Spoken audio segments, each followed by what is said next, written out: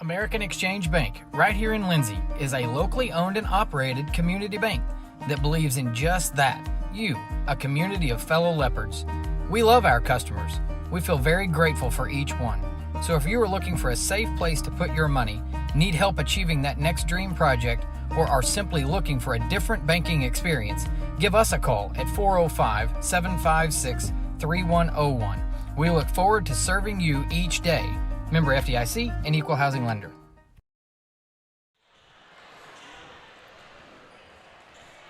Hey, good evening, everyone. Welcome to the Reimer Center here at Purcell, Oklahoma. We get set for Tuesday night basketball action, the final regular season game for the Lindsay Leopardettes and the Purcell Lady Dragons. And boys will follow after this as we get set to wrap up the regular season here on the road. My name is Greg Peary. Glad you've joined us, and thanks for sticking it out with us. And we have some people that don't catch up with us. We had some issues with YouTube not wanting to cooperate with us tonight, and so we're a little delayed getting on the air, but hopefully everybody will find our new stream and catch up with us here before the game gets underway.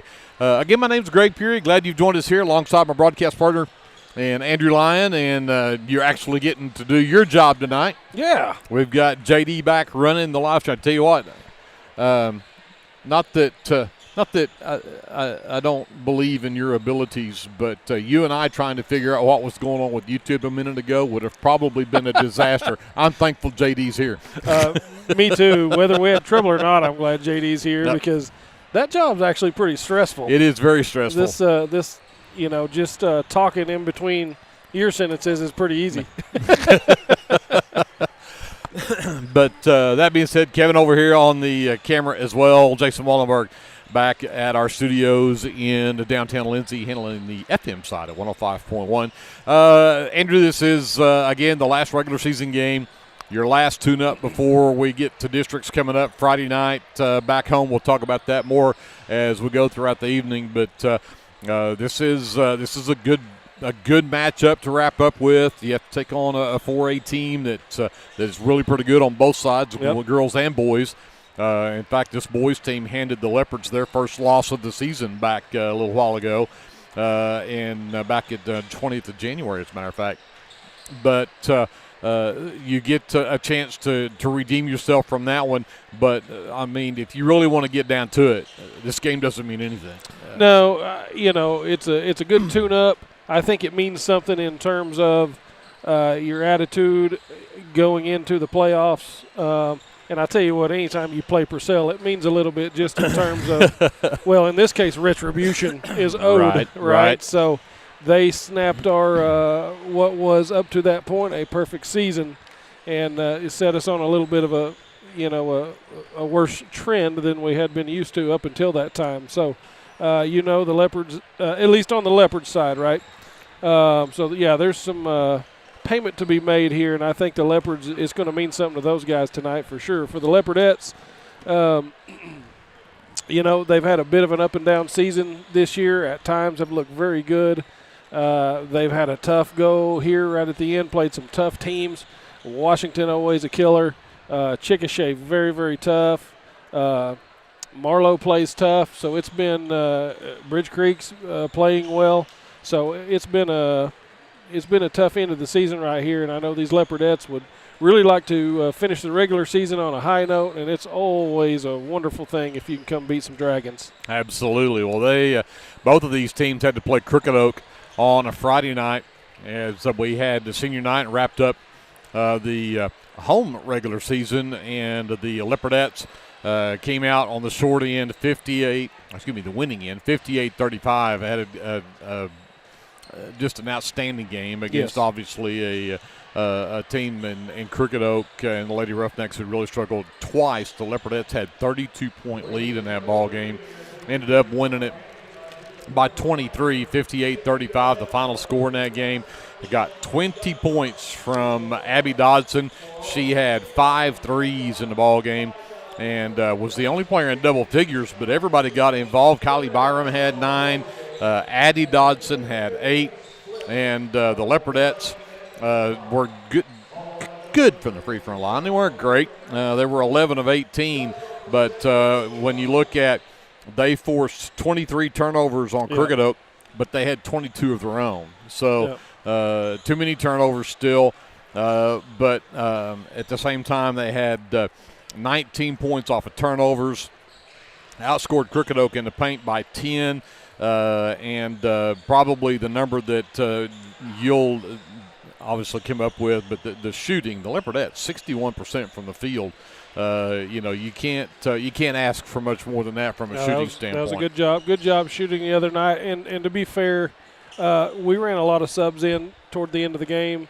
As I recall, several turnovers came late in that game. I don't know what your numbers were with the starters in. I suspect a little bit better. Right. But turnovers always been a bit of a concern with the Leopardette team. Thankful we were on the we were better than the opponent the other night, and that does make a difference. But good shooting all the way around. Abby, phenomenal game from three. What'd you say she had 5? That's five threes in that that's game. what I recorded too. 5 threes in a game, and in a ladies' game, that's an outstanding night. Thought we really kept Hill under wraps. I know Hill kind of a leader on that team. Churchwell as well. Actually, 0 points from the field, and I know Churchwell has been traditionally a good shooter for them. So we kept some of their better scorers under wraps. Thought we played pretty good defense, and kind of pushed them toward. Really, I thought we took pretty good care defensively in the paint and pushed them into shooting long shots. And they Crooked Oak shot a ton of threes, so that tells you. Doing a pretty good job defensively, forcing them to shoot from the outside, and that made the difference. And Crooked Oak just had a poor shooting night all the way around at just 24% from the field, 28 from 2-point. You're not going to get much done shooting, sub 30% from the 2-point range. So the Leopardettes come into this thing with a good win under their belts. Again, they've been a little bit up and down, but, man, when these girls are playing well, they can play with a lot of people. So I'm hoping for good things tonight. I'm with you. And, of course, Purcell handed them a 30-point loss when we played them back in January. Abby led the Leopardettes with 10, and Gracie Bray had 7. Gracie's out there shooting tonight. We may actually see Gracie tonight. She did not play the Crooked Oak game. Yes, that's a big deal right there. I'd forgotten about Gracie not getting in. Yeah, Gracie had hurt her shoulder and did not play in that Crooked Oak game. Didn't need her to play, and I think we will see her some tonight.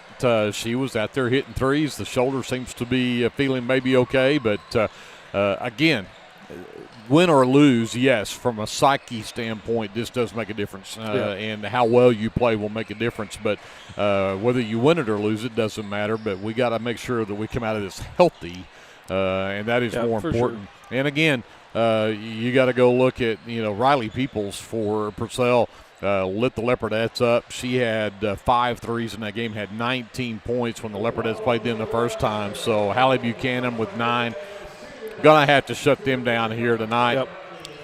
So, again, we'll see how this one works out. It is senior night here in Purcell. They did their festivities before the girls' game, so we've got all of that out of the way, and we're going to be ready for basketball. I assume we're going to have a national anthem coming up here momentarily. We're going to send it back over to JD. We'll take a timeout. We're back with the starting lineups and the tip-off between the Lindsay Leopardettes and the Purcell Lady Dragons right after this on KBLP Live.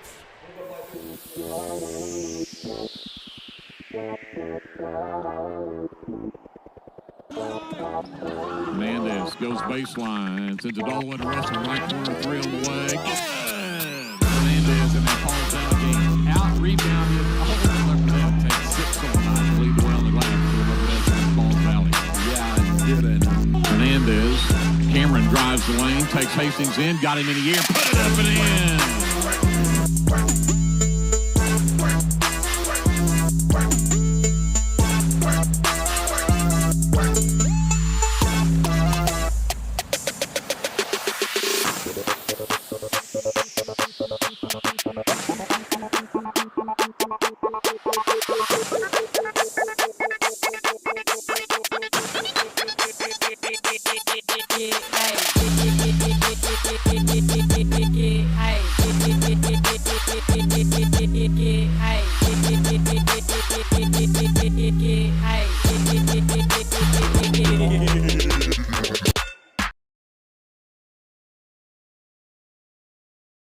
Lindsay United Methodist Church is a community of believers in Jesus Christ who gather together to live their lives devoted to God and being connected with our neighbors through a shared faith and biblical foundation. We'd love to invite you for our Sunday worship. Services are 10:55 a.m. to 12 p.m. Come see us at 114 West Chickasaw Street, right here in Lindsay, Oklahoma. Craving a taste of authentic Mexico right here in town? Head over to Casa 13. Order to go and settle in for all your leopard action at home. Now serving breakfast Saturdays and Sundays. Come see us at 110 Southeast 4th Street. Go Leopards! This is Paul Beam, pastor of Calvary Baptist Church, inviting you and your family to join us this Sunday for worship. Bible study classes begin at 9:30 a.m. and worship follows at 10:45 a.m. You're also invited to join us on Wednesday nights for our Wednesday night meal at 5:15 p.m. with classes following at 6 p.m. Come and join us and discover what God is doing at Calvary. We are located at 410 West Chickasaw. You can also visit us on the web at cbclindsay.com.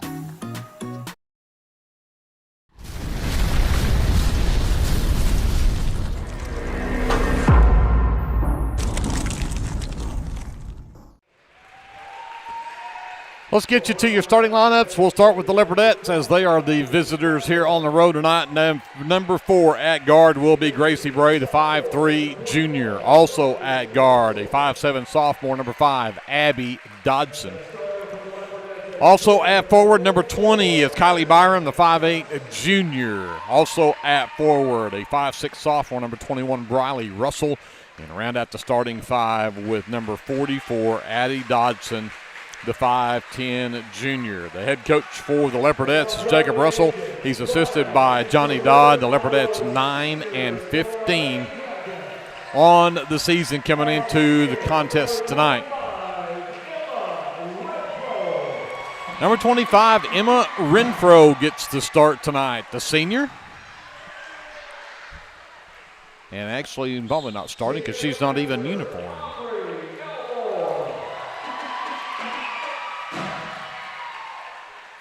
So this, I'm assuming they're introducing the seniors on this team.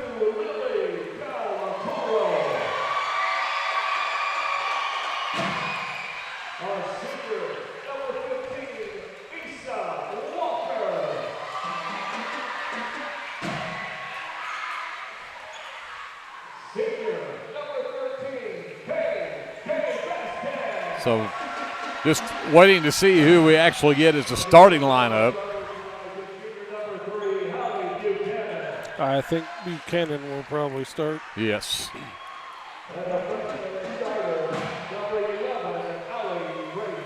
Allie Brady, the freshman, number 11. So we'll see which 5 are staying out there on the floor when they turn the lights back on here. Number 3 is Hallie Buchanan. Number 15, Isabella Walker. And number 13 is Kaylin Vasquez. 11 is Allie Brady. And 32, Lily Del Toro. Head coach for the Lady Dragons is Tony Cooper. He's assisted by Mandy Ray, Josh Beal, and Kayla Skinner. They come in 10-14 on the season. So we're about ready to get underway. Greg Peary, Andrew Lyon here, high atop the floor here at the Reimer Center.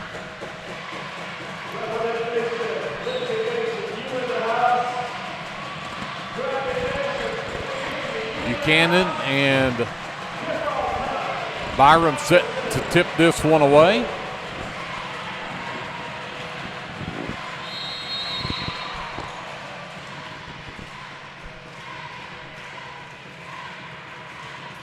And we are underway in the backcourt.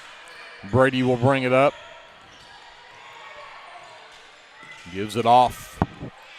Drive down the right side of the lane from Walker. Back out for 3 from the left wing. It's an air ball. Saved in bounds by Brady, but right into the hands of Abby Dodson. Russell sets up the offense. Byram left wing. Back out between the rings. Wanted to go to Bray. Finally did get it to her. Comes back over right side. Byram, lost the handle. Russell driving the right side of the lane, had it, lost it as she got ready to go up with it. Yeah, I thought that was going to be a golden opportunity right there. They pretty much parted the waters there for her, and she lost the handle. So Del Toro gets it back on the right wing, skip it back to the left elbow as Walker drives down, leaves it out for three from the left wing, and it's up and good for Kaylin Vasquez. Puts Purcell up 3-0 here early. Russell, top of the key, left wing to Abby. Oh, nice save over the backside by Byram as Russell went back door. Bray for three, left wing, too strong. Rebound pulled down by Walker. Out in transition, got it ahead to Brady. Brady into the lane, ran right into. I started to say, they're not going to give that back to Purcell. Ran right into Addie Dodson, who did a great job of just standing there. Forced turnover number 2. Russell again will bring it up. Man defense from Purcell here early. Abby right wing gets it and fires a three. That's too strong, but there's Russell with the offensive board. Out to Addie on the wing. Back out, Addie thought about the three. Buchanan right in her face. Knocks the ball out of bounds. It'll stay with the Leopardettes. Russell from the far sideline. Byram gets it on the wing. Gets to the free throw line. Ball's knocked loose. Leopardettes second turnover. In transition, Brady sends it over in the direction of Vasquez. Goes back to Brady in the lane. Back up top, Walker. Back over on the wing. Del Toro skips it back up top for Vasquez and then gets it back to set the offense. Goes to Buchanan, wing right side. Skip it all the way back to the left side. Walker lost a handle on the basketball, but they're going to say Russell was the one who knocked it loose. 3-0 here early. 5:44 left to go here in the first quarter. Vasquez on the baseline to bring it in. All the way out to Walker on that far side. Back to Vasquez. Buchanan run off the three-point line. Back up top. Walker gets to the left elbow. Jumper's no good. Good block out underneath from Abby Dodson to come away with the rebound. Byram to Abby. Lost the handle. Brady knocks it loose, but she got it back. Again, Abby having trouble hanging on to it there. Not a great pass there, and another turnover, and then we're going to get a foul on Byram trying to go get it back. Kylie's first will be the first foul of the ball game. Yeah, a little trouble just handling the ball there. Not terribly contested. So we're going to have to get a little bit better with the hands. Walker into the left corner to Vasquez. Back inside to Buchanan. Double team. The cutter down the lane. Walker can't get it. Too strong off the glass. Rebound. Kylie Byram. Ahead left side, Gracie Bray wide open. open. Got it! Gracie Bray knocks the game at 3. Here comes the other way with Vasquez. Picked up at the top of the key by Bray. Comes to Brady on the wing right side. Attention, Into the Lindsay. lane, Vasquez. Design It has a Back brand out. home Skip at it back left 306 side, South Del Main, Toro. and we can't wait for you to see it. Step into our fresh new Leopardettes space and check out our latest spirit Kind designs. of held them at bay here this trip, and there's a shot that bounces on the rim for a long time and finally falls off. That stayed up there forever, didn't it? Yeah. Russell patient enough to wait on it. A long three from the right side will not go for Abby. Brady pulls down the defensive board. Ahead in transition, Del Toro just threw one at the basket and missed it wide right. Addie Dodson comes down with a miss. Russell on the handle between the circles. Holds there with the dribble. Comes left side to Abby. Into the left corner. Addie catch fire three off the front of the rim, no good. Vasquez pulls down the miss for the Lady Dragons. Del Toro pushes up to the top of the key. Now backs up, waits for the offense to balance out. Brady right wing. Into the right corner, Vasquez. She's going to pull the trigger on a three, and it's good. Her second one. She's got all 6 of the Purcell points. They lead 6-3 We approach 3:15 left to go here in the first quarter. Russell to Addie right wing. Buchanan all over her out there. And now they'll call the travel. I thought they were going to get the swipe on the arm, but they're going to call the travel on Addie. That's the 4th turnover on the Leopardettes. And for Lindsay's number 10 to J.C. Anderson, the junior. Kylie Byron gets a breather. Also in for Purcell, number 5 is Lyric Harding, the sophomore. And the number 10, that is Tegan Winters, the sophomore as well. The lob to the free throw line for Vasquez. Back out to Del Toro. The flyby from Russell. Del Toro's elbow jumper won't go. Oh, tie ball. And Abby Dodson pulls down the miss, but got tied up there, but it's a Leopardette possession arrow. And we're going to have a timeout called by Coach Russell for the Leopardettes. 2:51 left to go here in the first quarter. It is 6-3. Purcell with the lead. We'll take a timeout. We're back with more Leopardette basketball presented by the American Exchange Bank after this timeout on KBLP Live. Attention, Lindsay. Design It has a brand new home at 306 South Main, and we can't wait for you to see it. Step into our fresh new space and check out our latest spirit designs to cheer on your favorite local school teams. Whether you're looking for custom apparel, spirit gear, or unique designs that show your school pride, Design It has you covered. Come celebrate our new location today at 306 South Main Street in Lindsay, because at Design It, school spirit starts here. 2:51 left to go in the first quarter, so now 2-2-1 full court press from the Lady Dragons. The Leopardettes with the ball out of the timeout. Anderson back to Bray, across the timeline. Russell to Addie, down low to Abby. Oh. Yeah, pulled it back out. Bray drives to the left side of the lane, has the ball knocked loose. Abby gets it left wing. 3 on the way. No, too strong. Rebound on the backside, pulled down by Vasquez. The outlet for Buchanan as she pushes it up the floor. Anderson picks her up there. Back out to Del Toro near the half line. Swing it left wing to Harding. Winters top of the key. Inside to Buchanan. Triple teamed. Back out on the right wing to Del Toro. Back up top. Winters for 3. It's an air ball. 3rd turnover on the Lady Dragons. Good defense inside right there, forcing the perimeter shots. And the way the Lady Dragons are shooting tonight outside of Vasquez, that might be a winning combo. And not real sure we had to clean the ball off or something there, but a little delay there. Bray gets the inbounds from Russell, again facing this full court trap. Addie gets it to Anderson. She brings it across the timeline. Picked up that over there by Harding. Back up top, Russell. Gets to the right elbow, sends it out to Addie on the wing right side. Swiped from the ball, got it back, and then traveled with it. Leopardette's 5th turnover. Walker returns. Del Toro sits for the Lady Dragons, and Byron will come in and replace Addie Dodson, give her a break. And Walker will get it in to Harding to bring it across for the Lady Dragons with 1:40 left here in the first. They have a 6-3 lead. Back left wing to Harding. Out into the corner left side. Catch fired 3. No good this time for Vasquez. The backside board pulled down by Russell. She'll push it up the floor. Gets all the way to the wing right side. Hands it to Bray, who goes baseline. Step back, partially blocked. It's loose and still not on.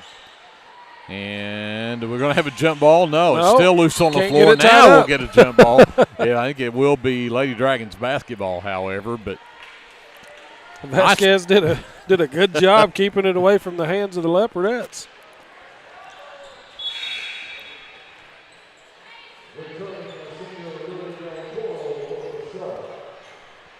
Brady returns. Vasquez will set. And Winters also comes out. Looks like she's hobbling a little bit on that right leg. Didn't she? So Del Toro brings it up. Sends it Brady left wing. Back up top for Harding. Back out to Brady. Tries to drive in, and Del Toro couldn't handle the pass. That is turnover number 4 on the Lady Dragons. We are under a minute to go here in the first quarter, and it's just 6-3. Yeah. I tell you what, this score definitely helps the Leopardettes, well, in my opinion. Byram drives down, double team, left it short. Buchanan pulls down the miss. 40 seconds left. She'll push it up the floor. Anderson stops her. Thinks her send it over to Del Toro. Left side, Harding into the left corner. 3-ball off the side of the backboard for Brady, but offensive board pulled down, and then Del Toro's 3 off the mark, but another offensive rebound and put back this time for Lyric Harding. Makes it 8-3. And that long right wing 3 is way too strong, but it came right back, and now we're going to get another 3 from Bray from that left side, and that one won't go either. And the 3 at the buzzer, way too close. But it is 8-3. Lady Dragons with the 5-point lead at the end of 1. We'll take a timeout. We're back with the second quarter and more Leopardette basketball presented by the American Exchange Bank after this timeout on KBLP Live. For over 68 years, Winans Funeral Home in Maysville, Oklahoma, has been serving families in the area during their greatest time of need, the loss of a loved one. We treat each family as if they were our own and consider it a true calling to minister to each and every family that calls upon us. We don't take caring for your loved one and your family lightly. Your care is important to us. Call on us 24 hours a day, 7 days a week, where our staff can assist your family with immediate need with the loss of a loved one, pre-need arrangement planning, pre-need burial insurance, along with questions regarding funeral burial trust accounts, Veterans Administration, and Social Security benefits questions. Myself, John W. Williams, Teresa, and Claudia are well experienced in these areas and will be more than happy to assist you in any way we can. Winans Funeral Home in Maysville, where you are family. 8-3, Lady Dragons with the 5-point lead as we start the second quarter. Leopardettes will get the ball. Bray, Anderson, Abby, Byram, and Russell on the floor for the Leopardettes as Russell will bring it across. Abby gets it high left side. Waits for the cutters. Anderson between the circles. Quickly right side to Russell. Good back movement up top this time. to Byram. Anderson into the left corner for Abby. Back to Bray. Back up top. Byram over to Anderson. Abby back top of the key. Back over to Byram. Left corner Bray. Had Anderson down low. Get it back up top to Abby. Oh, drives the Good right drive. side of the lane and got it. Love the movement this time down the court. We had 2 people cutting almost all the time, passing the ball around. I love it. In the lane, Leopardettes nearly come up with a turnover, but Del Toro ends up with it on the wing. Back up top to Brady. Back to Del Toro. Right wing 3 is on the way short. Rebound pulled down by Byram, and then she threw it away. In the lane, Brady That's can't an get it to over-the-back go, call. and then Brady will get the foul trying to get that rebound back. Her first will be the team's first.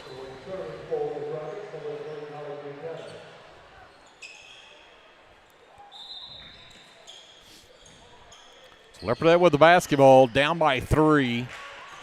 Just over a minute gone here in this second quarter as Russell walks it up.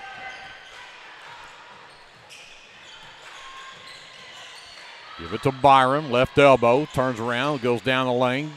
Abby up top to Anderson. Give it back to Abby on the wing left side.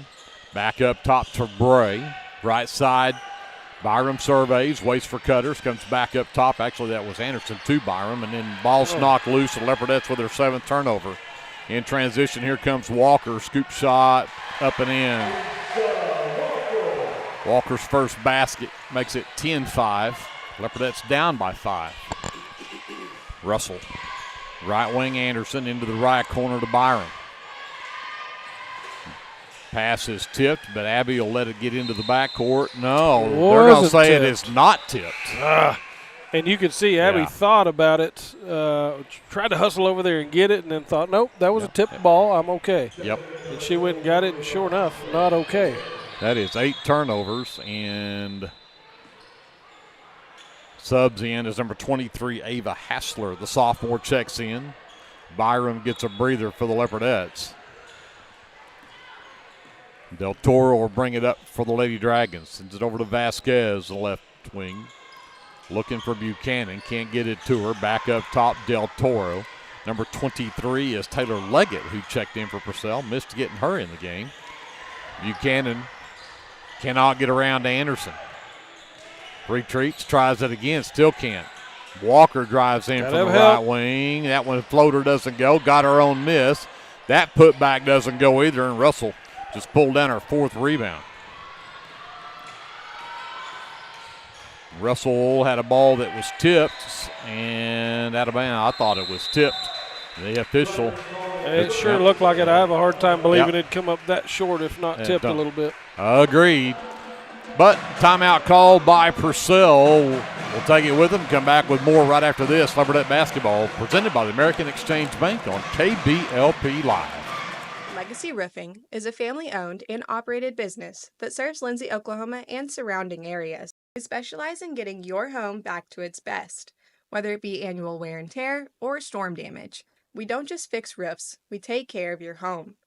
Legacy Roofing, family-owned, community-focused, and always here for you. Call us today for a free estimate at 405-756-8855 and let us protect your home with the care it deserves. Del Toro brings it up for the Lady Dragons. Buchanan underneath to Leggett. Had her shot blocked by Hassler, and she'll pull down the miss. Great defense underneath. And there's a 3 from the right wing that won't go for Bray. Loose ball underneath, and Del Toro finally comes out of there with it. Buchanan gets it from her. Picked up by Anderson as she crosses the timeline. Back to Del Toro. Works around the screen from Buchanan. Tries to go back right. Bray with her the whole way. Back to Vasquez. Back into the right corner. Del Toro for 3. It's good. Got it. Leopardettes down by 8. 13-5. That's their biggest deficit so far.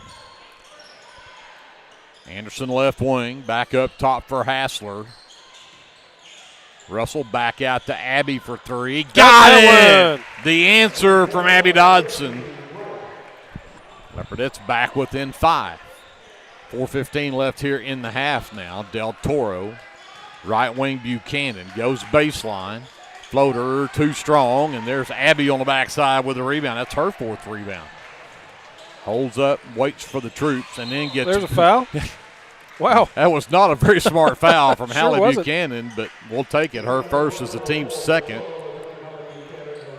Harding and Brady return for the Lady Dragons. Leggett checks out along with Vasquez. We'll also see Tegan Winters return for Purcell as Walker checks out. And in for the Leopardettes for the first time, number 13, Brecken Klein, the senior. Inbounds comes to Anderson, right wing. Sends it back up top for Abby.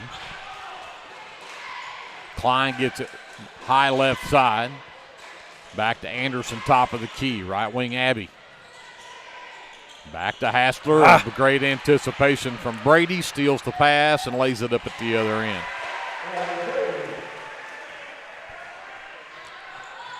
Nine turnovers on the Leopardettes. Anderson, left wing. Russell trying to post up underneath. Comes back out to Hassler between the circles. Back over to Klein, right side. Picked up by Del Toro. Klein looks to drive in, gets to the elbow, gets down low, and then has her pass blocked. That's turnover number 10. Out in transition, Brady from the left side missed it. Rebound loose, and Hassler comes away with it. Yeah, lucky to come away with a miss right there. Here comes Russell the other way. Leopardettes down by 7, 3 minutes left in the half. Down the baseline. Klein can't get it to go. Buchanan pulls down a miss. Takes it coast to coast. The shot didn't go, but ended up in the hands of Harding. Back up top, Del Toro for 3. That doesn't go. Brady with the miss. It's blocked, and she'll go to the free throw line. And I think they got Hassler with that one. It'll be Ava's first on the Leopardettes here in the second quarter. Brady at the free throw line. First free throws shot by either team so far. And that one will fall in for her. Puts it back to a 6-point Lady Dragon lead as Leggett returns for the Lady Dragons.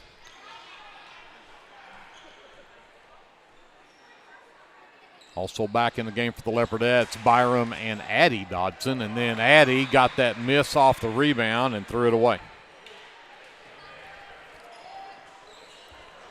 Got to take care of the basketball. You got that right. How many turnovers now? That is number 11. 11. 2:40 left in the first half. Walker back in the game for Purcell. Harding sends it over on the left side to Winters. Tegan works across the top of the key, back over to Harding. Into the right corner for Leggett. Back out top. Lyric gets instructions from Coach Cooper. Right side's Harding. Around the screen from number 35. That's Avery Hines in the game. Missed getting her checked in. Hines between the circles. Back over to Harding, right side. Goes away from the screen this time. Splits a double team. The floater will not drop. Rebound. Pulled down by Brecken Klein. Byram pushes the other way. Russell gets it left wing. Addie back top of the key. Back over the right side for Byram. Back up top, Anderson. Back now to Russell, left side. Got to look at three, and it can't get it to go. Rebound. Pulled down by Harding. Pushes the other way. In transition. Walker off the bottom of the basket, but picked up a foul. Going to get the foul, and that will go on number 10, J.C. Anderson, her first. Second team foul in the quarter. And Walker heads to the line to shoot two. And knocks that one down.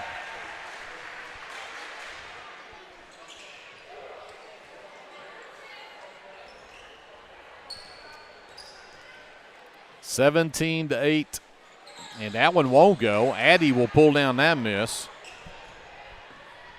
9-point lead for the Lady Dragons as number 1, Nakobe Miller, has checked in for the Leopardettes. Oh, nice feed underneath to Byram, but she can't finish it. Anderson with the miss. The reverse layup up and good. Leopardettes back within 7. Walker back out to the half line for Harding as they'll set it back up. Back to Winters left wing. Leopardettes in a 2-3 zone. Back over to Harding. Walker in the middle. Instead, they skip it over. Leggett into the corner. Back out to the right wing. Now to the high post. Got it to Hines. Hines back over. The three off the glass and in for Tegan Winters.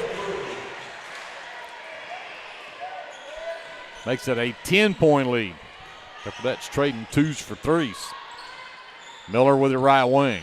Back up between the circles. Anderson back over left wing. And then time Miller inside. Had her pass blocked by Leggett. 12th turnover on the Leopardettes. Here comes Walker the other way. Shut off by Russell on the drive. Skip it back over to Winters. Back over right wing. Harding. Catch fire three on the way. And another one off the glass. Fourth three, fifth three of the game for the Lady Dragons, and that'll be the halftime buzzer. 23-10, Leopardettes down by 13. This was a 5-point game at the end of one. But Leopardettes with some work to do here in the second half. We'll take a timeout. Andrew and I will figure up our unofficial stats. Be back with your American Exchange Bank halftime show right after this on KBLP Live. This is Dr. Matt Shelton with Lindsay Family Dentistry. I'm a 1997 graduate of Lindsay High School and have been practicing dentistry in Lindsay since 2006. We welcome you to come to our dental practice so we can help you and your family with all your dental needs. We offer dental services for everyone at every age, from braces to aligners to crowns, bridges, dentures, and implants. Give us a call today at 405 756-4093 or stop by at 102 Southwest 7th Street and let us give you the healthy, beautiful smile you've always dreamed of. If you need local trash pickup with quality service at a fair price, call Red Dirt Waste Services today at 580-432-5697. Red Dirt Waste Services is locally owned and operated, offering household, residential, and light commercial trash pickup in Lindsay and surrounding areas, including Ellick, Bradley, Bray Doyle, Cox City, Elmore City, and Foster. Red Dirt Waste Services does household cleanouts too, and they offer 96-gallon poly carts and dumpsters. Bagged, loose, or heavy items, doesn't matter, they'll come get it. Red Dirt Waste Services even offers valet service, so you don't even have to take your trash to the curb. Schedule your weekly pickup today by calling 580-432-5697. Stop paying more than you have to for quality, dependable, and locally owned trash pickup. Call Red Dirt Waste Services at 580-432-5697. That's 580-432-5697. Are you struggling to find a health insurance plan that fits your needs as well as your budget? Let me, Matt Powers, a licensed insurance agent, help you navigate the insurance maze and find the best plan for you. Together, we'll search a variety of plans from nationally recognized carriers at no cost to you. We can talk over the phone or in person. Why stress or wonder if you're choosing the right plan when I can help you for free? Call today and let me help you.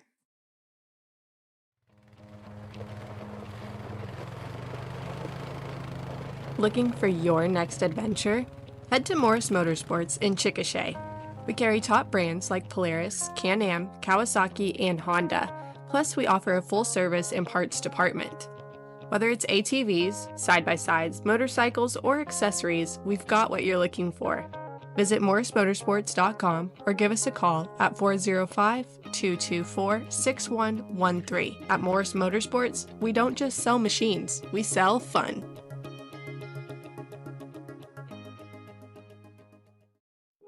Sharon's Beauty Salon is your hometown stop for all of your salon needs. Give us a call or come by the salon to make an appointment. Go Leopards! A friend is someone who knows where you came from. Someone who always shows up when you need them. Hey, Ben. Someone who's there for the good times and the challenging ones. With comprehensive insurance policies backed by award-winning customer service, Shelter Insurance is committed to being there when you need us most.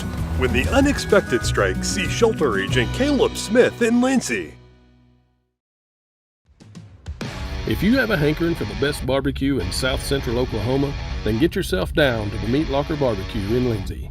Every Monday, Thursday, and Friday, located just off of Highway 19, 106 Northwest 40th. At the Meat Locker, we work hard to bring you the most consistent, delicious, slow-smoked barbecue around at a price that won't break the bank. And don't forget, we cater too, and we'd love to do the cooking for your next event. So come see us or give us a call at 405-428-1198 and visit our new website at meatlockerbbqok.com for the latest Meat Locker merchandise. We're proud to sponsor this broadcast of Lindsay Leopard Athletics and want to wish all the students, faculty, and staff a successful year. American Exchange Bank, right here in Lindsay, is a locally owned and operated community bank that believes in just that, you, a community of fellow leopards. We love our customers. We feel very grateful for each one. So if you are looking for a safe place to put your money, need help achieving that next dream project, or are simply looking for a different banking experience, give us a call at 405-756-3101. We look forward to serving you each day. Member FDIC and Equal Housing Lender. Back here in the Reimer Center and your American Exchange Bank halftime show with our officially unofficial stats from the first half. And we'll start with the Lady Dragons. They're led by Kaylin Vasquez. Her 2 3-point baskets gives her 6 here in the first half. 5 points from Lyric Harding. And then three apiece from 4 different players. Tegan Winters, Lillian Del Toro, and who was my third one? Walker. Walker. All have 3 apiece. Oh, and then Allie Brady with 3. I guess there's 4 that have 3 apiece. A couple of those are three-point baskets for Brady and for Del Toro, or for Winters and Del Toro. And that rounds out the scoring for Purcell. 2 of 4 from the charity stripe for the Lady Dragons. Leopardettes only had 3 girls score in that first half. Abby Dodson had 5, 3 on a three-point basket from Gracie Bray and 2 from J.C. Anderson. And the Leopardettes did not attempt a free throw in the first half. Leopardettes are up 4 on the glass. They out-rebounded the Lady Dragons 19-15 in that first half. But 12 turnovers already on the Leopardettes, only 4 against the Lady Dragons. With that, we'll go over and talk to Andrew about the shooting.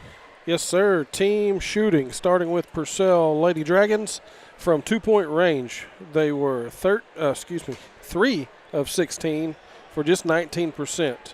From 3-point range, they were 5 of 13, that is 38%. They were 2 of 4 from the free throw line for 50%. Overall, from the field, 8 of 29 for 28%.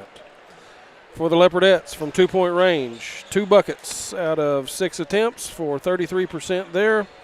From 3-point range, 2 of 12 for 17%. Overall, from the field, 4 of 18 for just 22% shooting on the night. No free throws shot by the Leopardettes. So neither team shooting particularly well tonight. You got to believe that if somebody can warm up here in the second half, start hitting some buckets, still anybody's game. Down 13 right now, so a pretty big hole for the Leopardettes to overcome. But the way the Purcell Dragons are shooting, I think if we can get going here, we can close that gap. I agree. Again, those are your officially unofficial stats here for your American Exchange Bank halftime show. While we've got a minute here, playoffs started last week for the smaller schools, for the Class B schools, and we'll talk about some of our area teams who are playing in the playoffs right now. Maysville, the Maysville girls got a bye in district, so they at their district championship by default there. They'll play Milburn over at Springer in their first-round regional game. That'll be on Tuesday night at 6 o'clock. And it's when the Lady Warriors will play. Maysville boys had to play Calvin in their in their district matchup, lost that game, so they'll have to play Springer in the losers bracket game. That'll be Thursday night at 6 p.m. And those games over in Springer.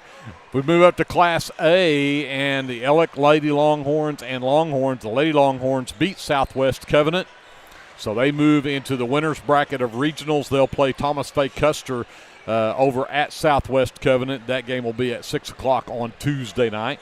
And then the Ellick boys lost to Southwest Covenant in their district matchup, so they'll move into the loser's bracket over at Southwest Covenant, and they'll play Burns Flat Dill City, and that game will be at 7:30 on Thursday night. And then also in Class A, Elmore City Purnell, girls and boys both played Verdon in their district matchups, lost those games. They'll both play Carnegie in the loser's bracket of regionals at Carnegie, and those games will be Thursday evening there in Carnegie, 6 o'clock for the girls, the boys immediately after. District matchups, we talked about that district start this week. The Leopards and Leopardettes get to play at home Friday night. They'll host Comanche for their district matchups. Girls will play at 6, the boys right after that. Washington and Marlow will play over at Washington, and that game is actually on Friday as well there in Washington. Dibble out of Class 2A is going to be playing Wynnewood there at Dibble, and they're playing on Thursday night with the girls at 6, the boys at 7:30. Their regionals will be over at Van Oss for the first round, and then they'll finish up at Stroud. Class 4A, Pauls Valley will play Ardmore at Pauls Valley on Saturday. That game at 6 for the girls, boys right after. Blanchard is hosting Elgin for their district matchup also on Saturday. Girls at 6 and the boys right after on that one as well. And then Purcell playing Harding Charter here at Purcell. They're also on Saturday for their district matchup, 6 o'clock and 7:30. Back to action here in the third quarter as we get underway here with the Lady Dragons with the basketball and a 13-point lead to start the second half. Doing a great job of denying Buchanan a pass, and then nice. the turnover as Byram knocks it loose. Leopardettes start with a turnover. Let's see if they can make something happen at the other end. Byram drives down, dumps it inside to Russell, and the Leopardettes tie it up. Great hustle from Bray to get back in there and tie that up to keep the possession for the Leopardettes. Thought that was a little bit handsy there by Walker when she got a hand on that ball. She got a lot of arm, too. Bray on the baseline. Still looking. Anderson underneath, but too strong. Addie comes away with the miss, though. Her putback won't go either. And then it's out of bounds. They're going to say the Leopardettes the last to touch it.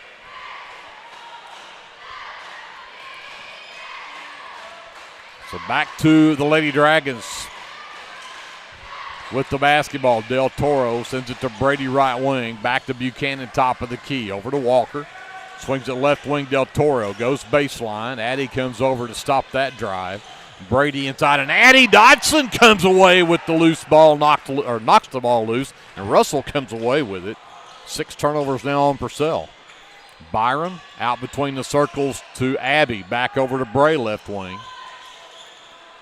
Addie comes out top of the key, sends it to Abby, right wing. Back up top for Byram. Byram looks to drive in. Addie from the left wing. It's off the front of the iron. No good.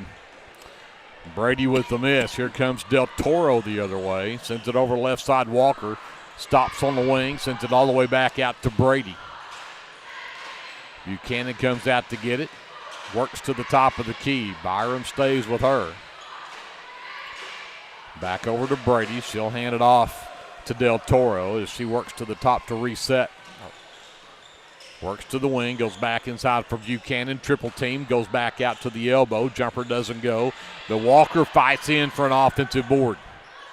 Back out to Vasquez. Her left wing three won't go. Rebound, knocked around and finally into the hands of Addie Dodson.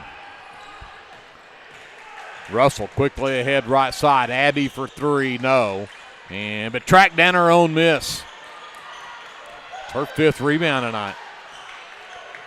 Russell on the attack. Right through the hands of Addie, but but Abby was right there to save it. Byram between the circles. The backdoor cut for Russell. The reverse layup off the bottom of the backboard, no good. Buchanan pushes the other way. In transition, Brady can't get it to go, and Abby pulls down another rebound. Again, out to the left corner, Bray. Skip it back up top for Abby.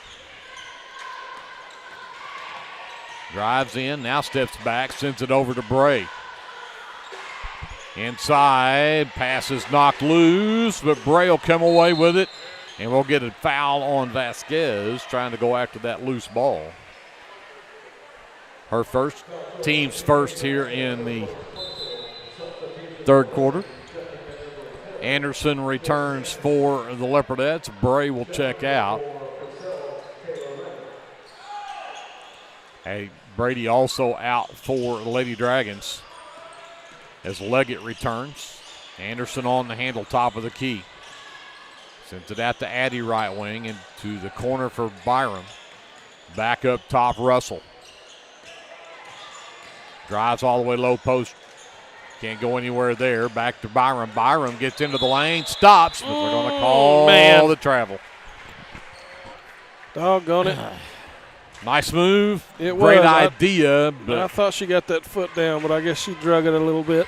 We've played over 3 minutes this quarter. Neither team has been able to score. It's still 23-10 Purcell. Walker left side. Buchanan left elbow. Again, double teamed, pushed out. Back out up top. 3 will not drop for Vasquez. Leggett was right there for the rebound and the putback, though. Her first basket of the game makes it a 15-point Purcell lead. Again, their biggest of the game. Left side, Byram. Looking at Cutters. Comes up top to Addie.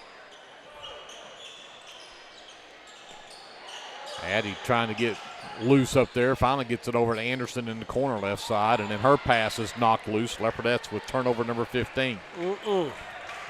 Here comes Del Toro the other way.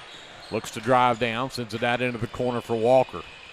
Skip it back up top for Vasquez. Back out to Walker, down to the short corner for Leggett left side. It's an air ball, but Vasquez was right there. Her putback won't go, but Buchanan's will.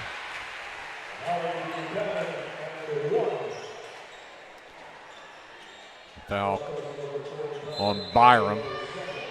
Her second personal, just the first foul here in the third quarter, but an and one for coming up for Haley Buchanan, and that's just her first points of the game.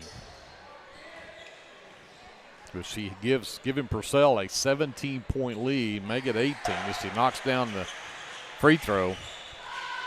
And this is now a 11-0 run going back into that second quarter. Yeah, getting a little out of hand now. We've got to start finding the bottom of that net. Up top, Abby picks up her dribble, sends it over to Russell. Russell will reset the offense. Did not get Alondra Lopez. The senior has checked in for the Leopardettes. Up top, Byram. Left side to Russell.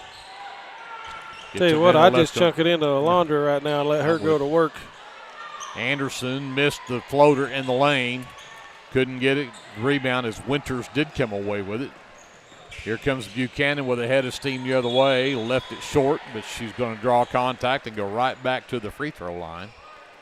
Lopez picks up the foul, her first. Second team foul. Buchanan back to the line. Chance to make this a 20-point game if she knocks down a couple of free throws here. She got the first one. It was 17-10 back in that second quarter. It's now 29-10. And she got them both. She's perfect at the line, has 5 in the quarter, and it's a 20-point Purcell lead. Anderson pushes up, and we're going to have a timeout called by Coach Russell for the Leopardettes. 2:59 left here in the third. Leopardettes with some work to do. We'll take a timeout. We'll come back with more Leopardette basketball presented by the American Exchange Bank after this timeout on KBLP Live. For all your construction needs, give Brad Taylor a call with B&S Construction at 1-405-428-0039. B&S Construction specializes in concrete pads, sidewalks, and metal buildings of all sizes. Call Brad today for a free estimate. The crew at B&S Construction would like to wish the Leopards a safe and successful season. Go Lindsay!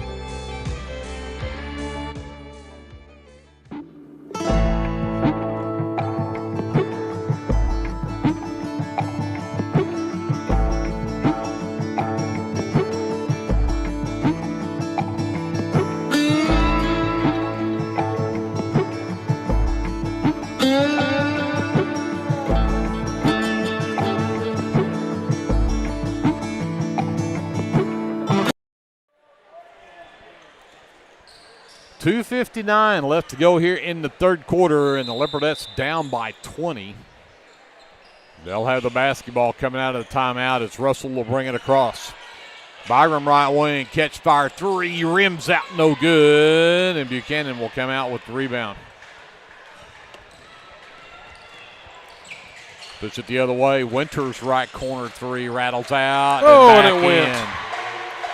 Her second three of the game, and this is getting out of hand. This is a 23-point lead. Leopardettes have not scored. It's a 10-0 run here in the quarter. Inside Lopez, turns around on Leggett, and can't get it to drop. Anderson ties up Buchanan for the rebound, but possession arrow stays with the Lady Dragons. Vasquez checks back in for Purcell. Buchanan gets a breather.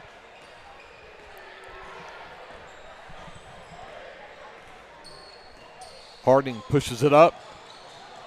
Tried to dribble, handoff to Vasquez. Leopardettes cut it off, and then the drive from Harding. Out of bounds. Could not get it to go, and then grabbed the ball while she was still out of bounds. That'll be turnover number 7. Again, full court pressure from the Lady Dragons. Lopez gets it, double teamed, gets it over to Anderson, who gets across the timeline, takes it all the way down inside, tried to send it across the lane to Abby, and yeah, there was some contact right there that could have been called, and instead the pass goes out of bounds, and Leopardettes have turnover number 16. Del Toro back in for the Lady Dragons. Leggett checks out. And Harding will bring it up. 1:45 left in the third, and it's all Purcell right now. Winters over to Vasquez, back to Harding left wing, back to the left side for Del Toro. Skip it right side, Vasquez. And we're going to get a 3 seconds in the lane call on Avery Hines, number 35, who never got out of the lane. That'll be turnover number 8 on Purcell. Back over to Anderson, who took a bump from Winters. Her first will be the second team foul.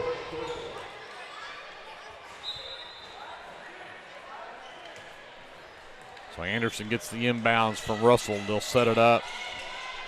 Lopez. Left side. Puts it on the floor and lost it. And transition. The floater in the lane won't go for Winters. But then she stole the ball right back from Byram. And then Byram knocked it out of bounds.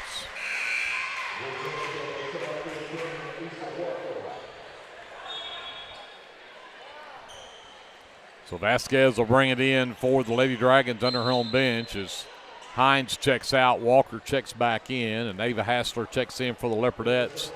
And Alondra Lopez will check out. Vasquez to inbound, sends it up top to Del Toro. In the lane. Oh, I thought that was a great play right there from Russell, but they're going to call her for the foul. Briley's first is the team's third now. That'll get Miller in the game to replace Byram for the Leopardettes.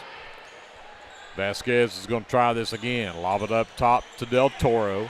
This time she'll drive the right side of the lane. Shot won't go, but free throws coming up for Lily Del Toro as the foul is called on Abby Dodson. That's her first, but that's the fourth team foul on the Leopardettes now. 59 seconds left in the quarter as Del Toro knocks down her first free throw of the night to make it 34-10. 24-point lead and make it 25 as she got them both. Leopardettes have not scored in this quarter. Purcell has 12 in the quarter.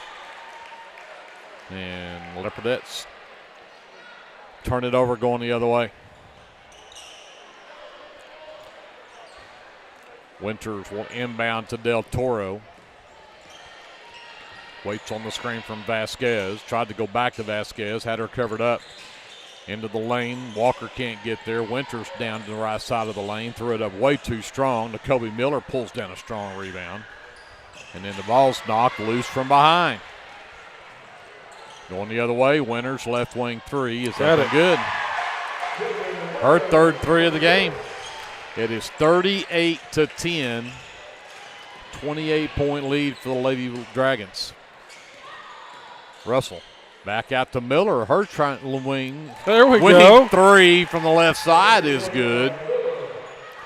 Finally got some points in this quarter for the Leopardettes. Under 10 seconds left to go, though. Up top. Three-pointer from Vasquez won't go. Rebound pulled down by Del Toro, but not enough time to get a shot off. 38-13. Leopardettes outscored by 12 in that quarter, 15-3. And we'll head to the fourth quarter down by 25. Back over to JD. We'll take a timeout. We're back with the fourth quarter right after this on KBLP Live. BC Factoring and Finance is a local, family-owned finance company. We assist small businesses with flexible and creative financing solutions to meet their cash flow needs. Call us to discuss ways we can help free up your time to focus on building your business. Visit us online at bcfactoring.com or give us a call at 405-259-2104. Go, Lindsay! The City of Lindsay is a proud sponsor of LHS athletics and academics and wishes all leopards and leopardettes a healthy, happy, successful season. Lingman Incorporated is a proud supporter of the Lindsay community. We hope you'll keep us in mind for all your oilfield electrical needs. You can give us a call at 405-756-4773. So we start the fourth quarter with the Leopardettes with the basketball down by 25 points, 38-13 the score. Hassler, Russell, Abbey, Miller, and Anderson on the floor for the Leopardettes. Vasquez, Buchanan, Walker, Del Toro, and Brady, the starting five, back out there for the Lady Dragons. Hassler, right wing to Miller, back up to Hassler. Back over left side, Russell. Back to Hassler. Back to Russell. Now inside Anderson, across to Miller, who finally got control of it and got it in. Great movement and found Miller underneath. And she's got the only points since the half. For the Leopardettes, that is. Del Toro over to Brady. Back to Del Toro, right wing. Back up top for Brady. Looks to drive in. Drives the right side of the lane. Floater is off the side of the rim and then out of bounds. So Leopardettes get it back. Let's see if we can come up with another basket down here. Here comes Russell. Oh, Abby Abby all by herself down here in the corner. Oh, inside Anderson. Double team and then tried to go across to Abby. Del Toro could not come up with it, knocked it out of bounds.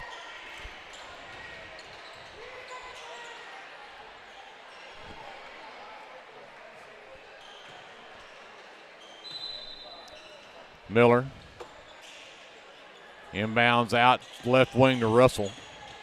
Skip it back over to Miller, right wing. The three on the way, no. And rebound tipped. Abby comes away with it, but saves it into Buchanan.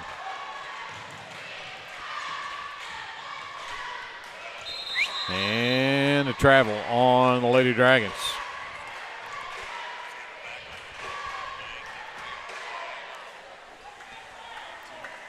Hassler gets it into Russell. Leopardettes get it back. Comes Russell the other way. Miller calling for it. Didn't get it to her. Comes to Anderson. Hassler back out top of the key. Quickly left side to Russell. Miller cutting inside. Got it to her. Takes it against Vasquez. Couldn't get it to go, but she'll get a couple of free throws. And McCubby Miller coming in off the bench, the freshman, making some things happen. Absolutely. Vasquez for her second personal, just the first foul here in the fourth quarter, but Miller with a couple of free throws here. Got it. Got that one. She's got all six of the Leopardette points that have been scored since halftime. 38-16 Purcell with the lead. Miller's second free throw on the way. It's good as well. She's got 7 points. She leads the scoring for the Leopardettes. 38-17, Purcell still with the lead. Walker inside Brady. Turns around on Klein, who's in the game. Can't get it to drop. Russell pulls down a rebound. Brian pushes the other way, sends it out to Miller. Right wing three on the way. Ooh. It's an air ball. And Russell nearly tipped that rebound and got it back, but Buchanan comes out of there with it, and then she throws it away, trying to get it to Vasquez. 11 turnovers now on the Lady Dragons. And a 21-point lead. Russell will walk it across. Left side Anderson looks for cutters and nearly a steal, and Vasquez does come out there with it. And she'll get an easy left-handed layup at the other end. First points of the fourth quarter for the Lady Dragons, 5.5 to go in the ball game. Inside, Anderson turns around against Buchanan. Got it to go. God, had just enough English on that to get it to go. J.C. Anderson with a basket. 40-19, back to a 21-point lead. Del Toro stands, pounds the rock, sends it to the right side, now drives in, sends that into the corner for Brady. Run off the line by Russell. Shot doesn't go anywhere, but blocked out of bounds and off the Leopardettes. Miller is going to check out. Bray is going to check back in for Lindsay. She's been our whole offense here in the second half. I think I'd leave Miller in. I think I would too. Number 1, I don't have on my roster for Purcell, but Brady is going to check out. Number 1 checks in, and we're going to get an offensive foul called on Isabella Walker, her first, team second, as she set a moving screen. So Leopardettes will get the ball back with 4:59 left to go in the ballgame. They trail by 21. Abby left wing, 3 ball on the way. It's short and careens out of bounds.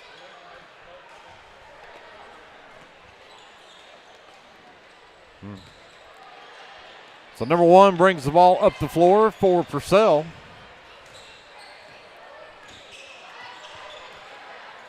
Sends it over to Del Toro. All the way back to Vasquez left side. Gets into the lane. Sends it back out to number 1 wing right side. She drives to the elbow. Back to Walker left wing. Back out to 1. Between the circles to the free throw line. And 1 she got it. is going to get that one to rattle in. Well, I hate that we don't know her name there. Yep, I agreed. 42-19, Lady Dragons by 23. Abby looks to drive in and gets a blocking foul call on Walker. That'll be her second, team's third here in the quarter.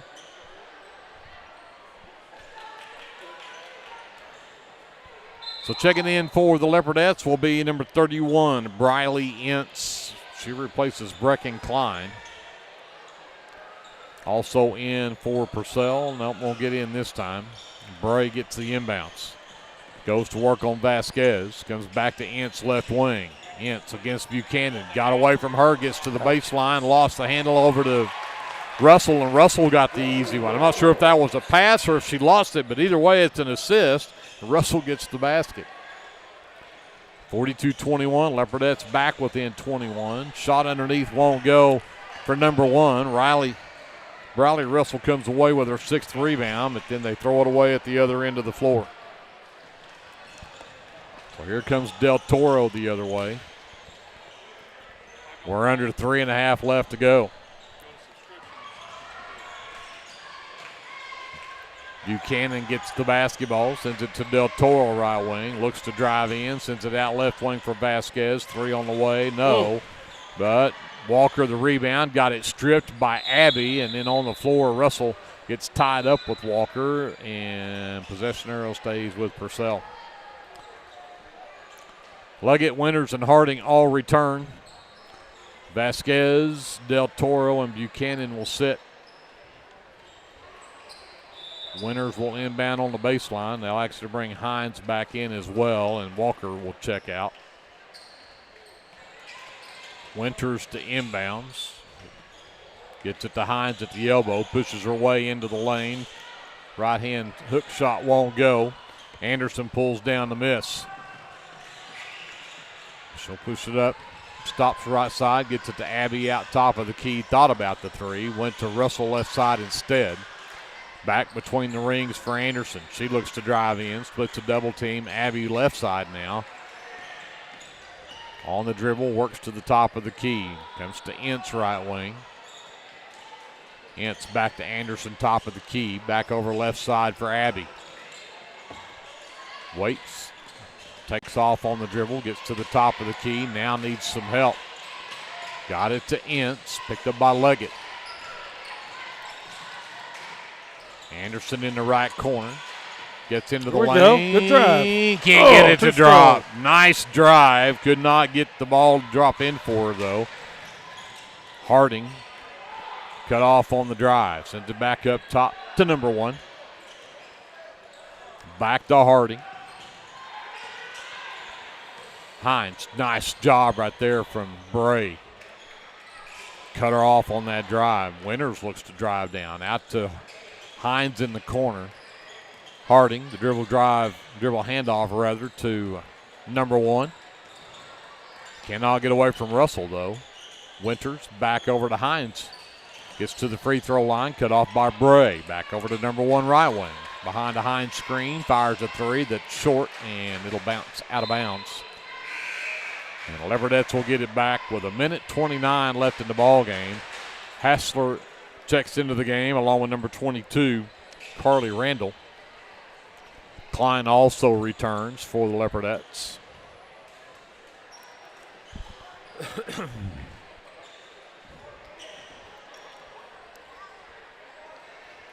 (42-21). It's been all Lady Dragons here in the second half. Ince gets it left wing. Vasquez all over her.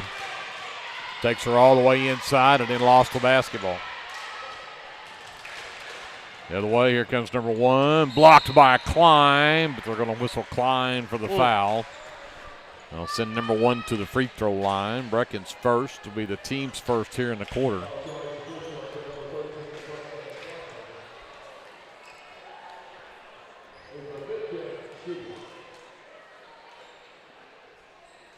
And short with the first free throw. Jacoby Miller checks back in for the Leopardettes. Anderson will sit. Number 1. With her second free throw, it won't go either. Ince pulls down the rebound. Here comes Hassler the other way. Stops top of the key, sends it over to Miller right wing. Back to Hassler, left wing to Randall. Back up top for Klein. Klein drives down, lost the handle, but they're going to whistle the foul on number 1. That is their 4th team foul. So next one will put the Leopardettes in the bonus, although we are under a minute left to go in the ball game with 53 seconds left. Miller to inbound on the baseline.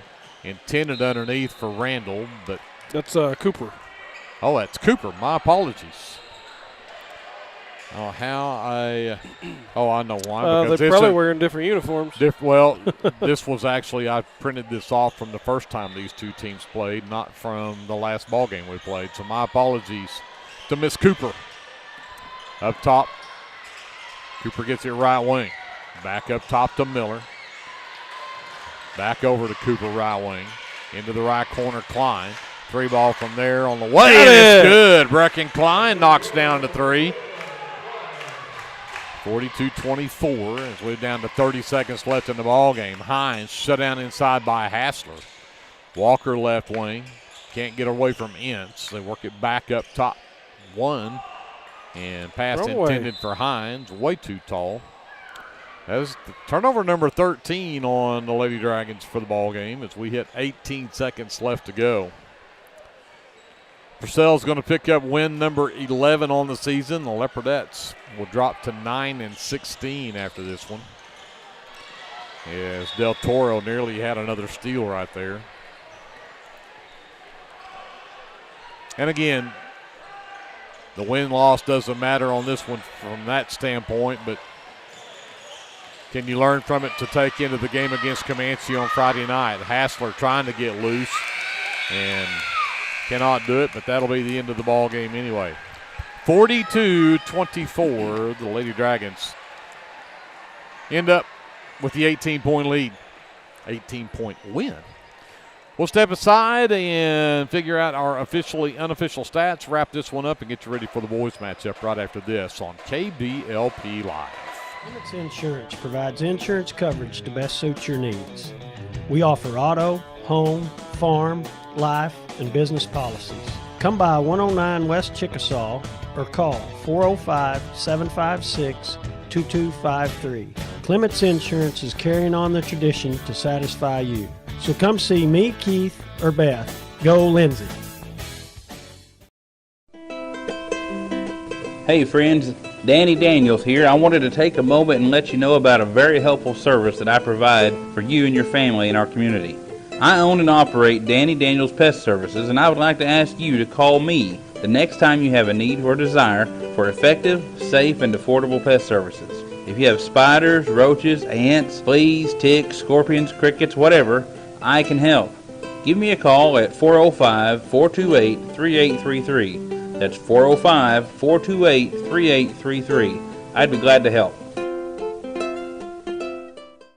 First Baptist Church of Elmore City is a place where faith, family, and community come together. Whether you're a lifelong believer or just beginning your walk with Christ, you'll find a loving church family here. From Sunday services to Wednesday night fellowship, youth and children's ministries, and local missions, there's a place for everyone at First Baptist Church, Elmore City. Come as you are, we're saving you a seat. American Exchange Bank, right here in Lindsay, is a locally owned and operated community bank that believes in just that, you, a community of fellow leopards. We love our customers. We feel very grateful for each one. So if you are looking for a safe place to put your money, need help achieving that next dream project, or are simply looking for a different banking experience, give us a call at 405-756-3101. We look forward to serving you each day. Member FDIC and Equal Housing Lender. Back to wrap this one up, the Leopardettes come up short 42-24 against the Lady Dragons. And for your unofficial final stats, we'll start with Purcell. No player in double figures from either team, but Tegan Winters had 3 threes in the game, finishes with 9 to lead the way for all scorers. 8 from Kaylin Vasquez for Purcell. 3 players had 5 points apiece. Hallie Buchanan, Lyric Harding, and Lily Del Toro all had 5 points apiece in the ball game. 3 apiece from Allie Bradley and Isabella Walker, and 2 apiece from Tyler Leggett and the mysterious number 1 for Purcell. Purcell ends up 7 of 9 from the free throw line, by the way. They were 5 of 5 in that second half. I'm sorry. I missed 2 down there. My apologies. They were actually 7 for 11 in the ballgame. For the Leopardettes, they were led by Nakobe Miller, who had 7 points in the second half and finishes to lead for the Leopardettes. 5 from Abby Dodson, her 5 all in that second quarter. 4 points from J.C. Anderson, 3 apiece from Gracie Bray and Brecken Klein, and 2 from Briley Russell rounds out the scoring for the Leopardettes, who did just shoot 2 free throws in the game, and Kobe Miller knocked both of those down. Leopardettes are +2 on the glass at the end of the game, 28-26. They out-rebound Purcell, but they also out-turned over Purcell. 25 turnovers in the ball game for the Leopardettes, 13 from Purcell. With that, we'll go talk to Andrew. All right, team shooting, starting with the Lady Dragons from 2-point range. They were 7 of 31 for 23%. From 3-point range, they go 7 of 20 attempts for 35%. I had them also 7 of 11 from the free throw line. That is 64% there. And overall from the field, 14 of 51 attempts, 27%. For the Leopardettes, from 2-point range, 2 of 13 for 31%. Just 4 of 19 from 3-point range. That is 21%. I had them 2 for 2 from the line, 100% there, so that's a positive. Overall from the field, 8 of 32 for just 25% shooting. So 25% for the Leopardettes, 27% overall from the Dragons. Quite frankly, very bad shooting from both teams, but Lady Dragons nearly doubled us up on attempts right there. So lots of turnovers to attribute to the Leopardettes tonight. That would account for those extra attempts by Lady Dragons. But overall, not a good shooting night either way. Yeah, absolutely. Again, the Leopardettes will finish the regular season 9-16. They'll be back home at Leopard Arena Friday night as the postseason gets underway. They'll take on the Lady Indians of Comanche and start a whole new season right there. Yes, sir. See how it happens. We'll take a timeout. We'll come back and get you ready for the boys matchup right after this on KBLP Live. El Unico Taco Truck is ready to curb your hunger. The traveling taco truck has locations in Lindsay and Blanchard and is available for catering services. You can contact El Unico to book your next event at 405-760-0821. El Unico enjoys supporting all of our leopards with their Taco Tuesdays. Reach out to El Unico for your next event. For all your tax services, contact Grant and Katie Johnson, CPA. Grant and Katie are certified public accountants that provide full-service accounting, bookkeeping, payroll, and tax services. With 2 offices, one located at 600 Southeast 4th Street in Lindsay, Oklahoma, and another at 313 North Walnut in Pauls Valley, Grant and Katie are ready to meet your CPA needs. Give Grant or Katie a call at 405-238-2727 and set up your appointment today. Get your game day, or any day, off to a great start with Hot Mess Coffee at 213 South Main in Lindsay. Hot Mess Coffee Co. offers coffees, lattes, teas, and other tasty beverages, plus great food, too. Good luck to the Lindsay Leopards from Hot Mess Coffee Co. and Java House Realty at 213 South Main in Lindsay. Hey, Lindsay community. My name is Christian Torres, and I am the minister for the Lindsay Church of Christ. We would like to invite you to come and worship with us on Sundays at 10:45 a.m. and Wednesdays at 7 p.m. We're located at 1205 West Cherokee Street. Here at the Lindsay Church of Christ, you will find the truth of God's Word, spoken in love, and a group of people who love God and one another. Do you have a Bible question? Well, we have a Bible answer. Come and worship with us and be edified at the Lindsay Church of Christ. Lindsay Municipal Hospital is dedicated to providing quality service to our local community, and we're wishing our Leopards and Leopardettes a healthy and successful basketball season. Go Leopards! At First Baptist Church, we are a family ministry and desire to faithfully proclaim the gospel in Lindsay and beyond. We'd like to invite you to join us every Sunday for worship at 9 a.m. and Sunday school following at 10:15. Our Wednesday evening activities start with dinner at 5:45, and then we have Bible studies for children at 6:15 and youth and adults starting at 6:30. FBC is proud to support the Lindsay Leopards, and we wish all our student athletes a successful season. Go Leopards!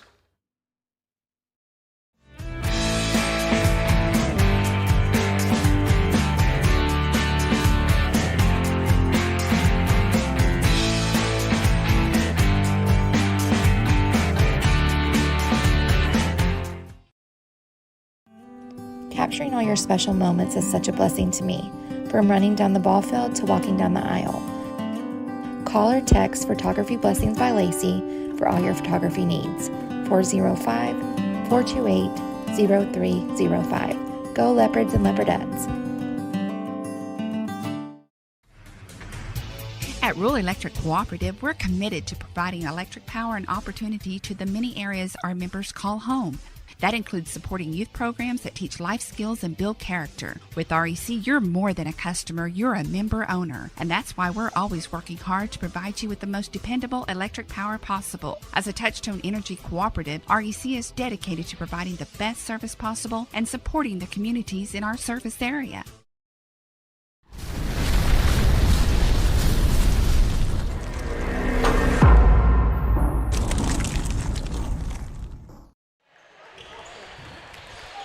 Back here to get you set up for the boys matchup between Lindsay and Purcell. The Leopards coming off of a tough loss, but a good game between them and the number 5 ranked team in 3A, Crooked Oak, last Friday night. The Leopards came up 8 points short, but it was a good game. The Leopards played well, but they're going to take on the team that handed them their first loss of the season back in January.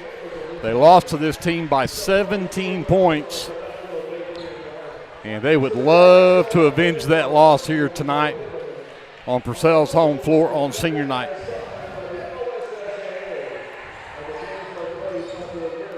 Greg Perry, Andrew Lyon with you here high above the floor at the Reimer Center in Purcell. Let's get you to the starting lineups, and we'll start with the Lindsay Leopards since they are the visitors on the scoreboard.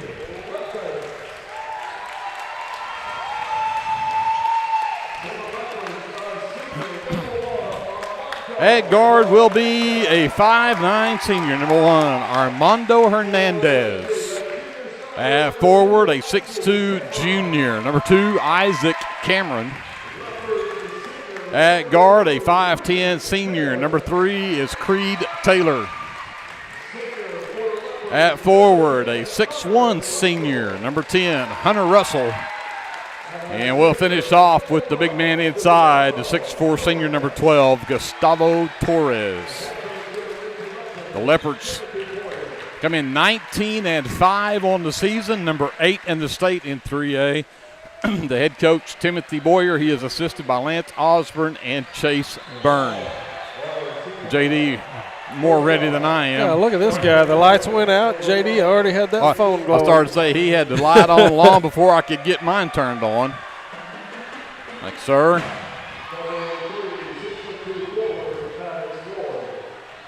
And we're going to go with whoever they're introducing here. Number 1 is Jamie Resendez, the 6'3 senior. Number 3, Maddox Ward, the 6'1 senior.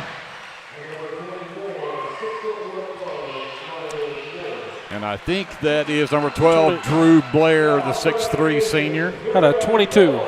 Number 22 is Cannon Colburn, number the 24. 5'9 senior, and number 24, Ryder Ward, the 6'1 senior for the Dragons. They come in 17-7 on the contest tonight. And they do have all the seniors on the bench that they're calling out, so I'm not sure which ones are going to stay. There you go. Once again, it's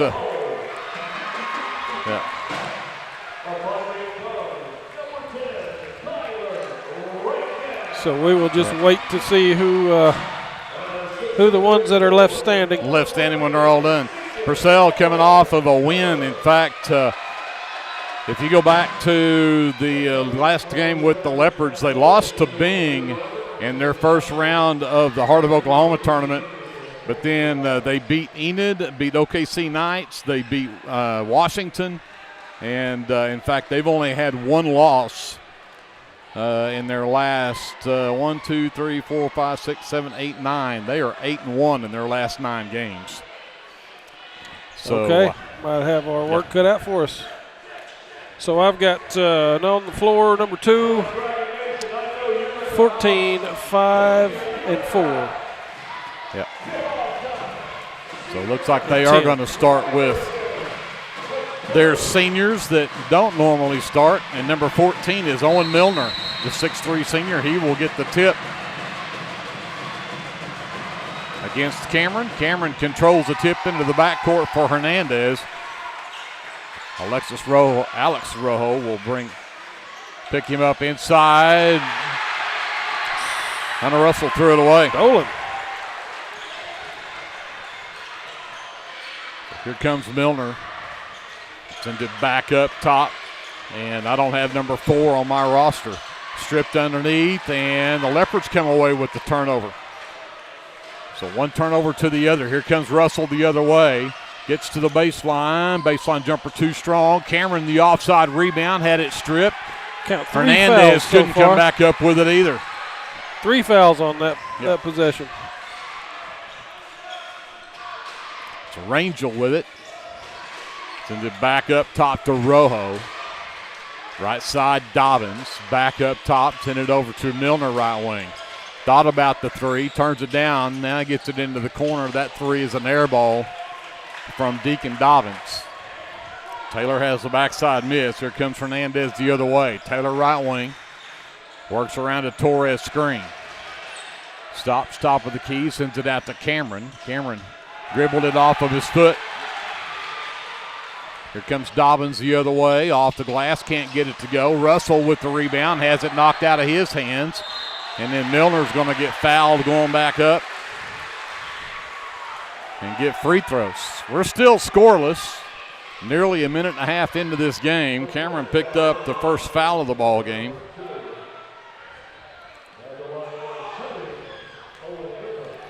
Milner at the line, and the first free throw will not go.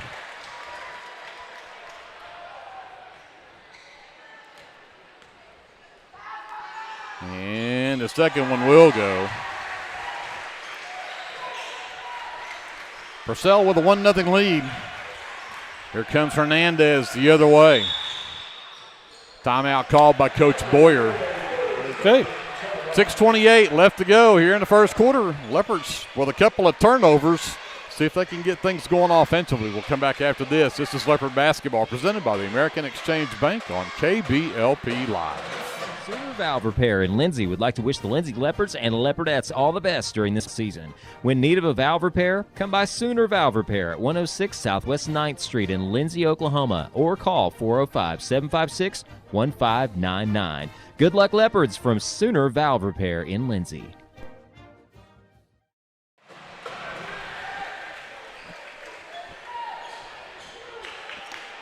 .628 left to go here in the first quarter. Leopard ball out of the timeout. They trail 1-0. Got it to Torres. The handoff to Hernandez, who got hit going down the lane. No call. Cameron come away with the rebound. And he will get fouled going to the rack. How do you call there, but you don't call the first one? Milner. Wondering the same. Picks up the foul, and Cameron. Hernandez just got mugged going to the rack, and they don't call anything, but Cameron will get a couple of free throws, and he can't get his first one to go. That'll get number 3, Maddox Ward, into the ball game. And mysterious number 4 checks out. Cameron readies for his second one, and that one will go to tie the game at 1.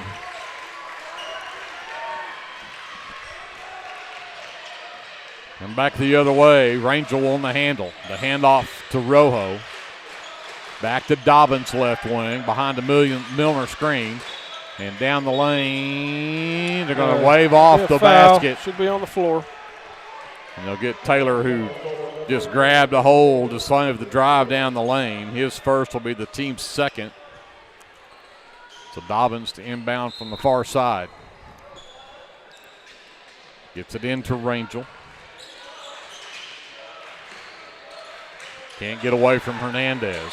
Goes behind the screen from Ward. Ward drives down. The runner off the glass is up and good for Maddox Ward. Purcell up 3-1. Comes Hernandez the other way. The handoff to Russell. Goes to work on Milner. Gets to the right elbow. Out to Taylor. 3 ball from the right. Wing is up and good for Creed Taylor. And the Leopards are up their first lead of the game at 4-3. Up top, Rangel. Dobbins over the left side to Ward. Looks inside at Milner, back out to the baseline, and Dobbins in the corner. Skip it back up top to Rojo. Rebalance the offense. Back out to Ward. Right wing. Rangel back up top for Dobbins. Inside Milner. Send it back out in the corner for Rojo. Drives the baseline. I wasn't so sure he didn't get away with a double dribble right there, but Milner, right corner 3, off the mark. Taylor with the miss on the backside. The outlet for Hernandez. Sends it to Russell. Into the left corner. Cameron for 3. Won't go. Hits the top of the backboard, and they're going to wave it off. That'll get Jamie Resendez into the ball game for Purcell, along with Kanan Colburn. And now, little by little, head coach Matt Lone getting his starters back out on the floor for Purcell. Colburn sends it over to Resendez, back between the circles. Ward back over to Colburn left side. Rojo drives to the left elbow, cut off there, back out to the left ring. Colburn for 3, it's good. Purcell back up by 2, 6-4. 4:15 left here in the first quarter. Hernandez pushes up the right wing, gets it to Taylor behind a screen from Torres. Can't get the 3 to drop. Cameron pulls down a miss. Back out to Hernandez. Back over to Taylor, right wing 3. This time short, still loose, and that time it'll be pulled down by Maddox Ward. Ward will walk across the timeline, sends it to Colburn, who will come back up top, set the offense.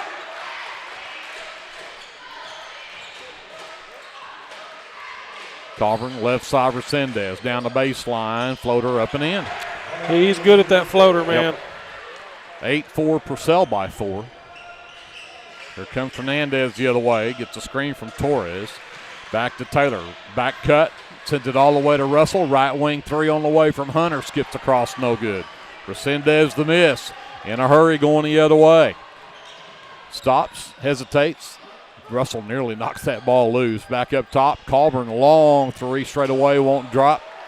Hernandez down with a miss. Russell, top of the key. Sizes up Dobbins, works to the left wing, back to Taylor at the free throw line, steps through, off the glass and in for Creed Taylor.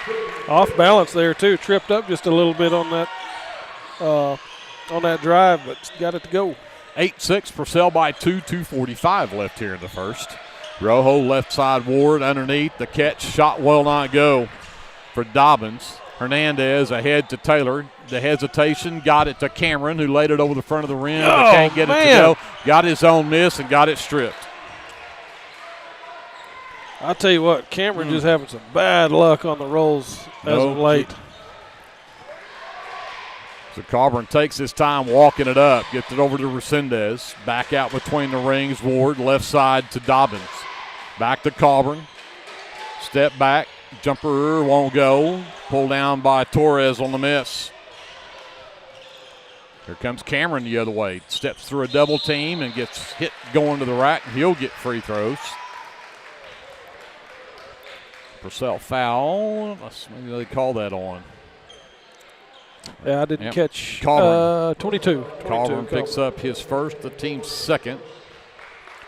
And Isaac Cameron with his third and fourth free throw attempts. 1 for 2 his last trip. Can tie the game up with a couple here. And that one will go. One. Pulls the Leopards within 1. Kieston Martin checks in, number 21. Number 24 is Ryder Ward, and number 12, Drew Blair. There's the rest. There is your regular starting 5 for the Dragons on the floor now. Cameron 2 for 2 that trip at the line. He's 3 out of 4. We've got a tie game at 8. Number 5, Crew Flood. The sophomore, checks in for the Leopards. Dobbins baseline jumper, no. Rebound, Hernandez.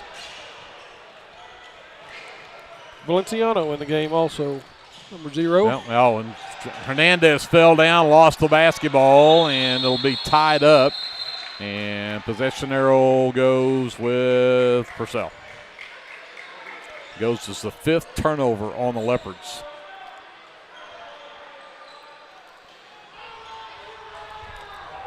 So Coburn will bring it up. Hernandez waits for him. Sends it over on the right wing to Ryder Ward. Looking inside at Resendez. Can't get there. At the free throw line, jumper up and good for Kieston Martin. A little too easy there. That wasn't even contested. Here comes Hernandez back. Leopards down by 2 now with a basketball. To the top of the key to Torres. The handoff. Taylor, step back. 3 on the way. It's short. Rebound pulled down by Martin. Resendez pushes the other way. Flood waits for him at the top of the key. Spin move, and they're going to call a foul on the shot.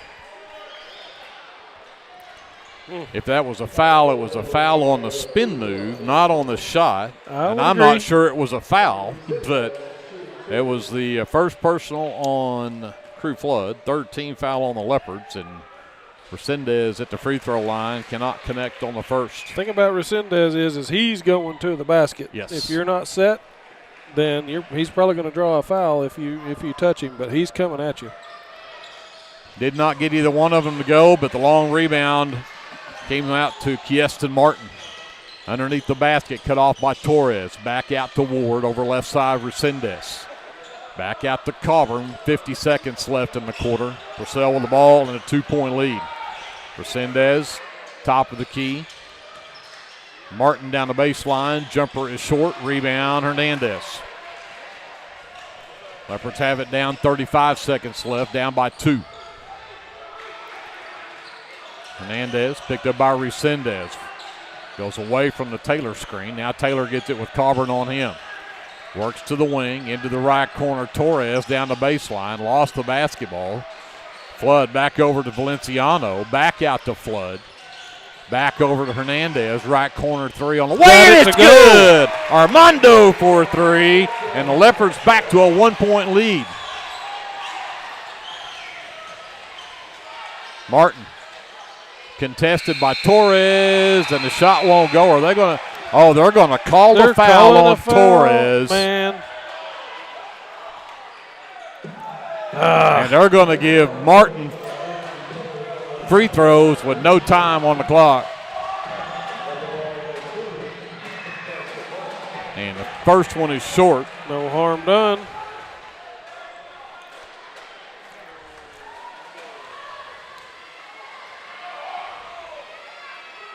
And neither one of them will go. So we still say with a Leopard 1-point lead at the end of one, 11-10, Lindsay on top of Purcell. Send it back over to JD. Timeout. We're coming back with the second quarter after this on KBLP Live. For all your oil-filled electrical needs, call Michael Sharrock with SOS Electrical. SOS is a family-owned business that specializes in oil-filled, industrial, and commercial electrical construction and maintenance. No job is too big, no job is too small.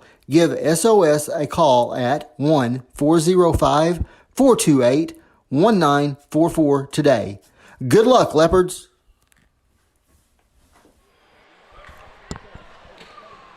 Back to get the second quarter underway. Leopards with a Armando Hernandez 3 with 8 seconds left in the quarter. End up with a 1-point lead at the end of one. 11-10 our score.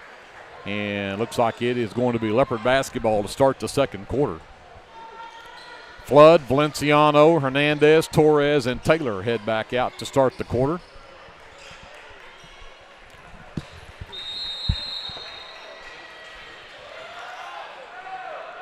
Hernandez will bring it up against Ward. To the high post, ball's knocked loose. Leopards start with the turnover. Number 6 in the game. Here comes Ward the other way. Back out to Coburn. Ward back over to Blair, to the high post to Martin. Back to Resendez, back underneath, ball off the chest, and again, we're going to get a reach-in foul called on the Leopards. I did not see that at all. At all. Ball bounced off of Coburn's chest, got a little bit loose. I saw hands grabbing for it. That's it. Flood's second, team's first in the quarter. Ward sends it out to Martin, who drives down, spins in the lane, sends it out to Coburn. Over to Ward, right side, inside Resendez. Double teamed, the floater up and in for Jamie Resendez. 12-11, Purcell back up by 1. Looking for the trap to come. They get it over to Torres. Back down the lane. There's a foul. I started to say, how come that's not a foul? But they did call it. Whistle was late. Referee on the far side gets the call there. The guy under the bucket, nothing. I think they call that on Ryder Ward. His first will be the first here in the quarter. Cameron back into the ball game for the Leopards. Taylor gets the inbound, sends it to Hernandez, who looks to drive in. Now he'll work to the top of the key, goes back down the lane, and we're going to get a reach-in foul call. And that goes on Ryder Ward.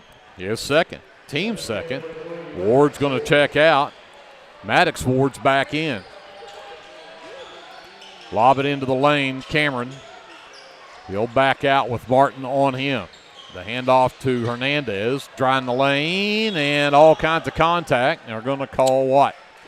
Something. Blocking foul. There we go. Goes on Maddox Ward. His first will be the team's third. On the floor. Hernandez will inbound on the baseline. Needs some help. Lobs it all the way out up top for Taylor. Goes to work on Coburn. He looks to drive in. Spin move, double team. Out to Hernandez for 3. Rattles out. Rebound, pulled down by Martin. He'll push the other way. Stops left, hands it out to Coburn. Works behind the Martin screen. Goes back to Martin. Sizes up Torres on the baseline. Underneath, Taylor let his man sneak behind him, and Maddox Ward got an easy one. 14-11, Purcell a 3-point lead, 6:20 left to go here in the first half. Hernandez back to Taylor. Thought about the 3. Now stop, step back 3, it's short. Coburn pulls down the miss. He'll push it up against Taylor. Sends it out into the left corner. Martin double team, ball's loose. Cameron knocks it away. Turnover number 2 on Purcell. Here comes Taylor the other way. Into the lane and then threw it away. Turnover number 7. Resendez will send it over to Martin. He'll work to the top of the key. Coburn gets it right wing. Hernandez right there on him. Down low to Blair. Blair against Taylor underneath. And Taylor got him on the arm, and Blair able to get the basket to go. Drew Blair's first basket gets him a 5-point lead for the Dragons at 16-11, and an and-one opportunity coming up as Taylor picks up his second personal and the second team foul in the quarter. He will check out as Hunter Russell returns for the Leopards.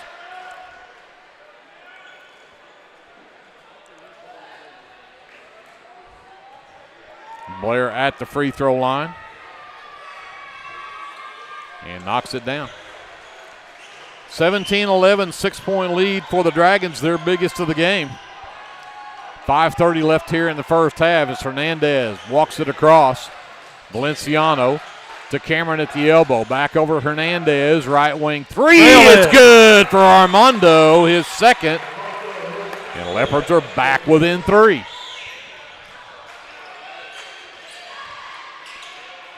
Up top, Blair. Ryder Ward over to Resendez on the left wing. Back to Blair, top of the key, and his three will go. And Russell stumbled across and hit him, and they're going to get the three for Blair and an and one.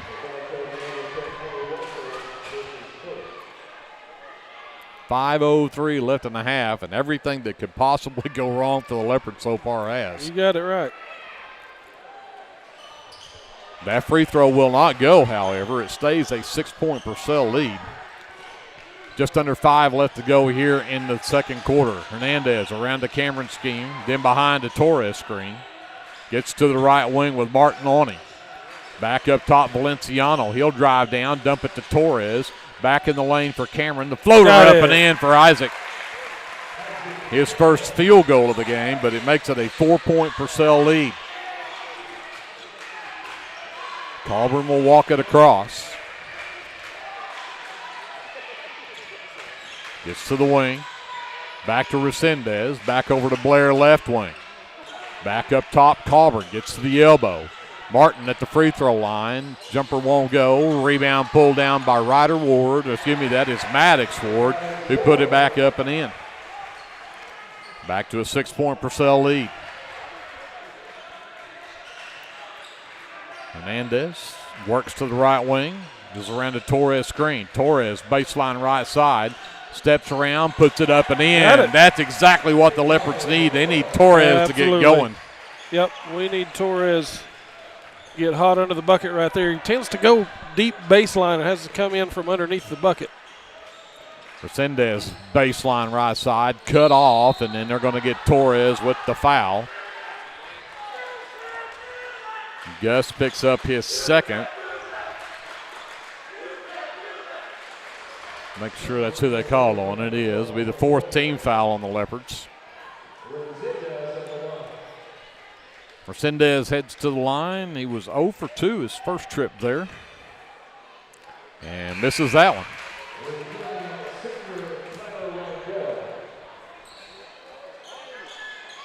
Kyler Rangel returns. As Maddox Ward checks out for Purcell. That free throw won't go for Resendez either, and Cameron will come down with a miss.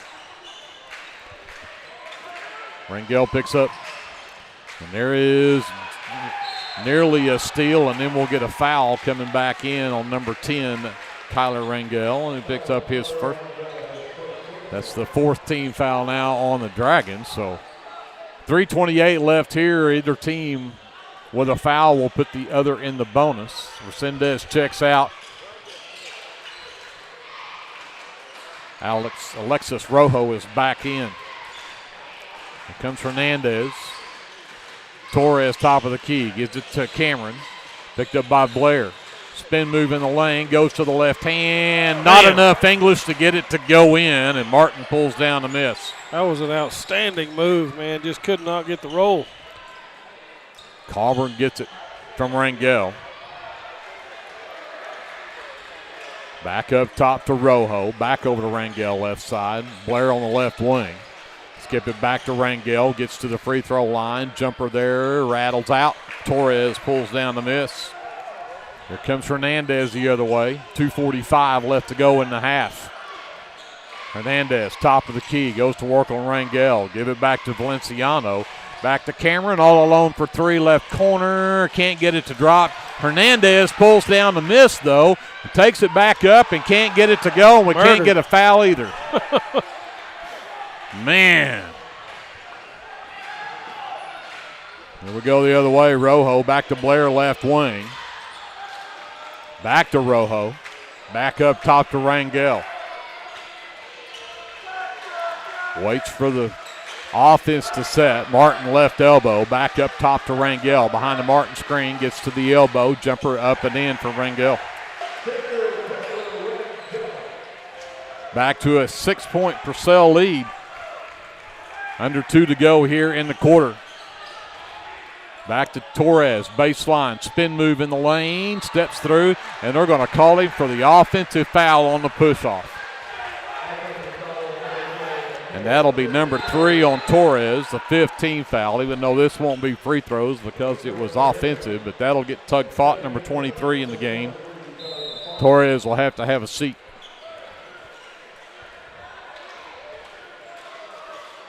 Carver will bring it up for the Dragons. They had the ball in a 6-point lead. Carver, right wing, picked up by Russell. Back up top, Rangel turns down to 3. Rojo fires it from the left wing. It's an air ball. Ward nearly had it. Knocked loose, though, and Russell ends up with it. Here comes Hernandez. And all the way into the lane, lost the handle on the ball. Got it out to the left corner. That's Russell's spot, and he got it. Hunter Russell for 3. 24-21. Leopards back within a possession now as we hit a minute left in the half. Rangel gets it left wing to Maddox Ward. Back up top, Coburn. Russell pushing the issue. Pushes him out near the half line. He'll send it over left side to Rangel. They're going to run it down for a final shot here with 35 seconds left in the quarter. Leopards are not going to make it easy on him. Rojo gets it back. Valenciano on him. Has a count going. Got it into the hands of Maddox Ward and back out to Rangel. We'll hit 20 seconds left in the quarter. Rangel goes to work on Hernandez. Hernandez with the steal! And can't get the shot to go, but he'll get free throws as Rangel picks up the foul. Heck of a steal right there by Armando.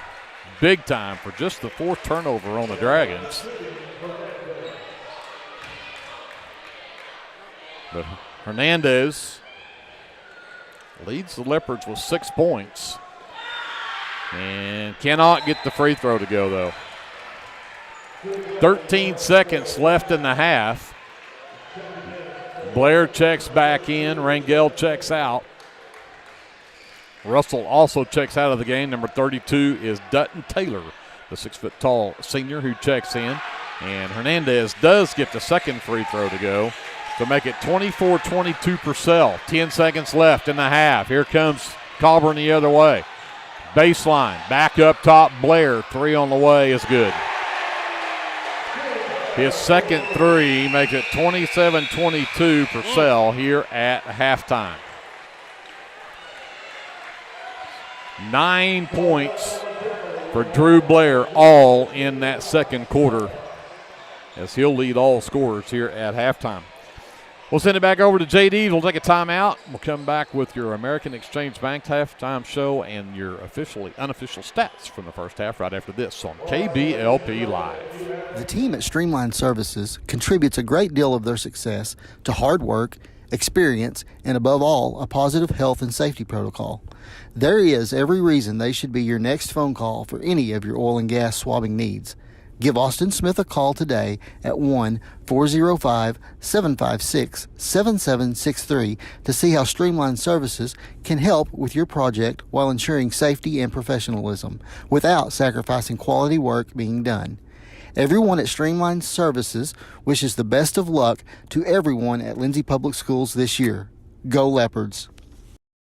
Are you tired of doing laundry? Give Sunshine Suds a call and let them do it for you. Sunshine Suds will wash and fold your clothes, and they also offer dry cleaning. Sunshine Suds also does quilting and alterations. Load up that laundry basket and head to Sunshine Suds, located at 107 Southwest 2nd Street in Lindsay, Oklahoma, or give them a call at 405-756-2850.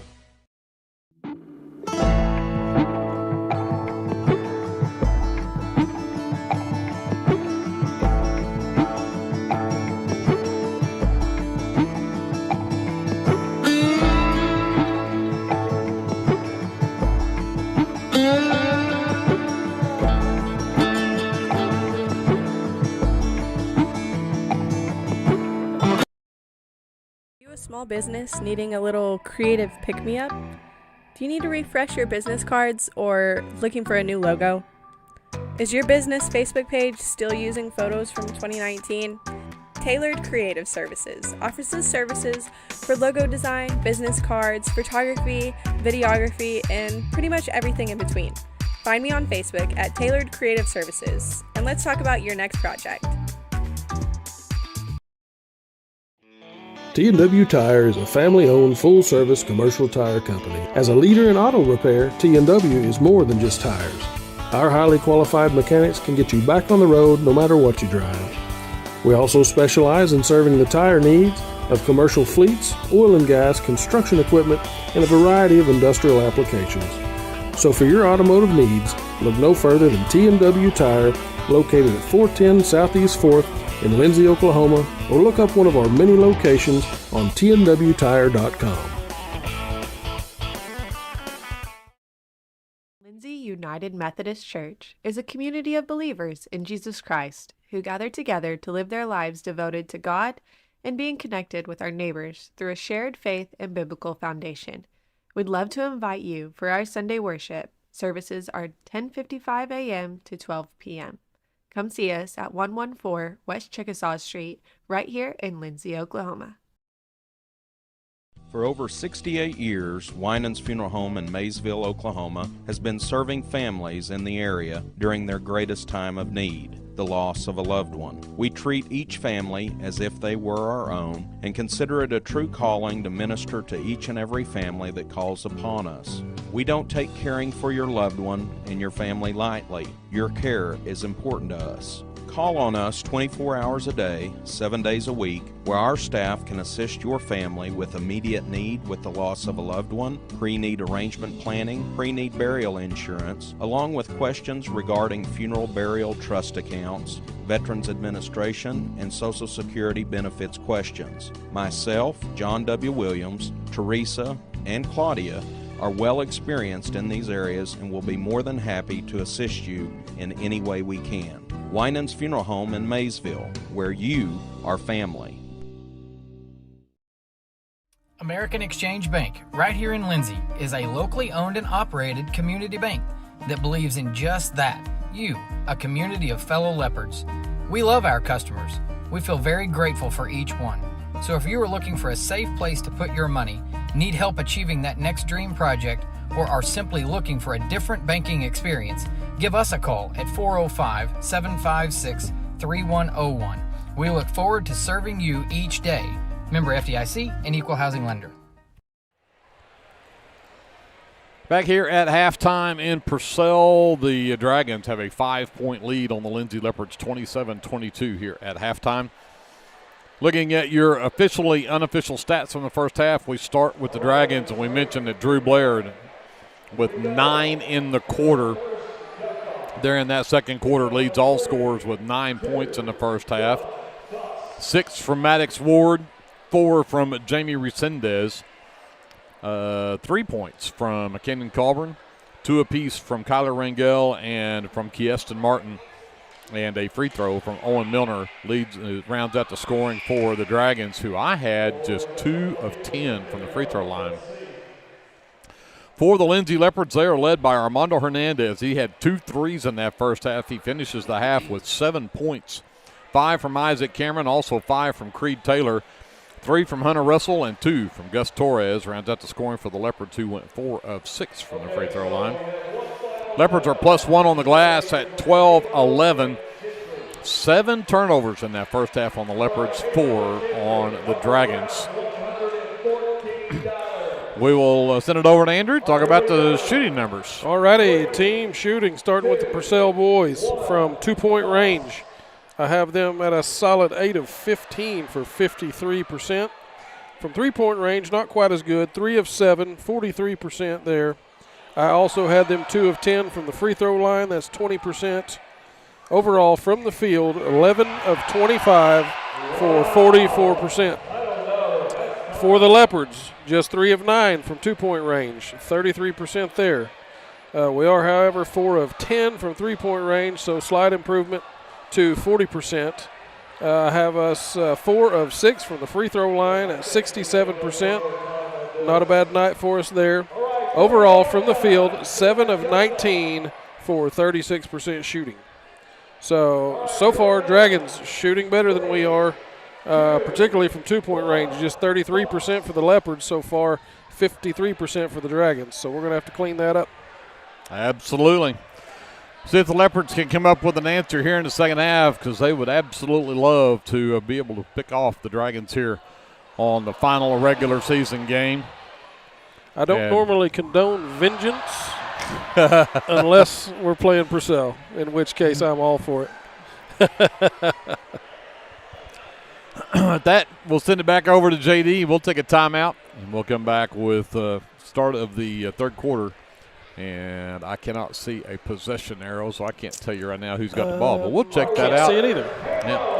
See if who's going to have the ball to start this third quarter when we come back after this timeout. This has been your American Exchange Bank halftime show from Purcell here on your sports leader, KBLP Live. If you need local trash pickup with quality service at a fair price, call Red Dirt Waste Services today at 580-432-5697. Red Dirt Waste Services is locally owned and operated, offering household, residential, and light commercial trash pickup in Lindsay and surrounding areas, including Ellick, Bradley, Bray Doyle, Cox City, Elmore City, and Foster. Red Dirt Waste Services does household cleanouts too, and they offer 96-gallon poly carts and dumpsters. Bagged, loose, or heavy items, doesn't matter, they'll come get it. Red Dirt Waste Services even offers valet service, so you don't even have to take your trash to the curb. Schedule your weekly pickup today by calling 580-432-5697. Stop paying more than you have to for quality, dependable, and locally owned trash pickup. Call Red Dirt Waste Services at 580-432-5697. That's 580-432-5697. Craving a taste of authentic Mexico right here in town? Head over to Casa 13. Order to go and settle in for all your leopard action at home. Now serving breakfast Saturdays and Sundays. Come see us at 110 Southeast 4th Street. Go Leopards! This is Paul Bean, pastor of Calvary Baptist Church, inviting you and your family to join us this Sunday for worship. Bible study classes begin at 9:30 a.m. and worship follows at 10:45 a.m. You're also invited to join us on Wednesday nights for our Wednesday night meal at 5:15 p.m. with classes following at 6 p.m. Come and join us and discover what God is doing at Calvary. We are located at 410 West Chickasaw. You can also visit us on the web at cbclindsay.com. Attention Lindsay, Design It has a brand new home at 306 South Main, and we can't wait for you to see it. Step into our fresh new space and check out our latest spirit designs to cheer on your favorite local school teams. Whether you're looking for custom apparel, spirit gear, or unique designs that show your school pride, Design It has you covered. Come celebrate our new location today at 306 South Main Street in Lindsay, because at Design It, school spirit starts here. Legacy Roofing is a family-owned and operated business that serves Lindsay, Oklahoma and surrounding areas. We specialize in getting your home back to its best, whether it be annual wear and tear or storm damage. We don't just fix roofs, we take care of your home. Legacy Roofing, family-owned, community-focused, and always here for you. Call us today for a free estimate at 405-756-8855 and let us protect your home with the care it deserves. This is Dr. Matt Shelton with Lindsay Family Dentistry. I'm a 1997 graduate of Lindsay High School and have been practicing dentistry in Lindsay since 2006. We welcome you to come by our dental practice so we can help you and your family with all your dental needs. We offer dental services for everyone at every age, from braces to aligners to crowns, bridges, dentures, and implants. Give us a call today at 405-756-4093 or stop by at 102 Southwest 7th Street and let us give you the healthy, beautiful smile you've always dreamed of. Are you struggling to find a health insurance plan that fits your needs as well as your budget? Let me, Matt Powers, a licensed insurance agent, help you navigate the insurance maze and find the best plan for you. Together, we'll search a variety of plans from nationally recognized carriers at no cost to you. We can talk over the phone or in person. Why stress or wonder if you're choosing the right plan when I can help you for free? Call today and let me help you.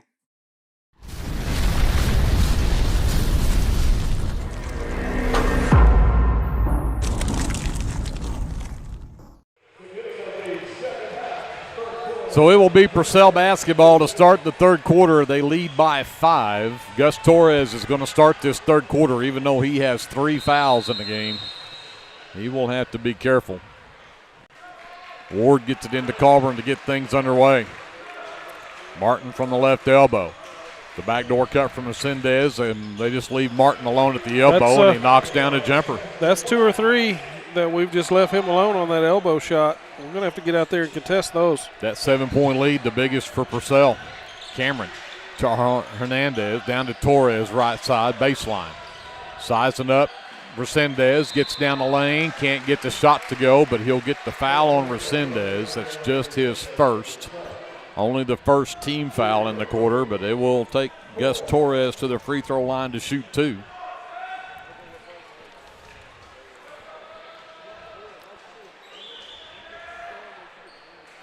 Yep. Gus just a 37% free throw shooter.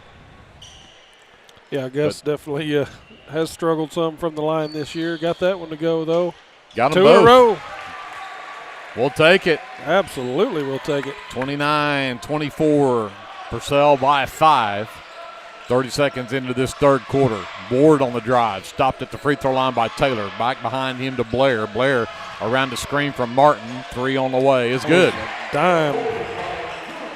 Blair is on fire. He's got 12 and has 3 threes in the game, and it's 32-24 Purcell. I've got him 4 out of 4 from the field.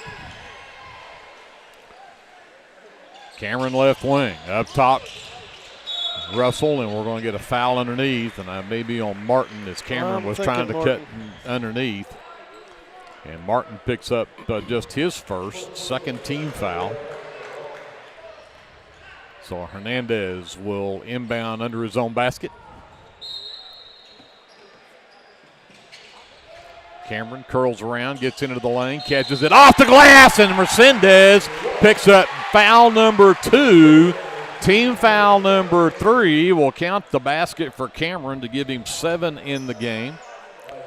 The Leopards are within 6. We'll see if Isaac can knock down a free throw here and make it a 5-point game. And he did. Cameron 4 of 5 from the line tonight. 8 points in the ball game for Isaac.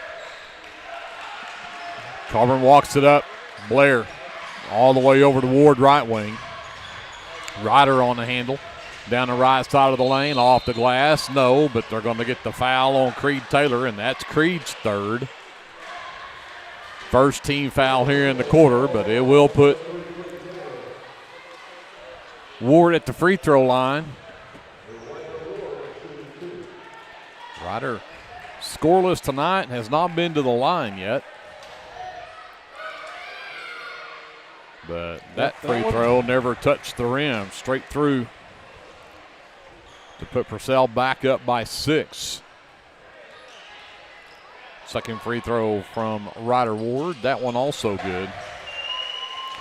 34-27, back to a 7-point lead for the Dragons. Russell gets the inbounds, gives it right back to Hernandez as they try to avoid the trap here. Russell across the timeline. The handoff to Taylor, works to the top of the key. Hesitates, goes down the left side of the lane. Up, can't get the bounce and the rebound. Last touched by Resendez. Good work from Taylor to stay in there on that rebound and help keep that possession alive for the Leopards. Hernandez on the baseline to bring it in. They'll lob it to Torres at the right elbow. Back to Taylor, top of the key. Back over to Hernandez.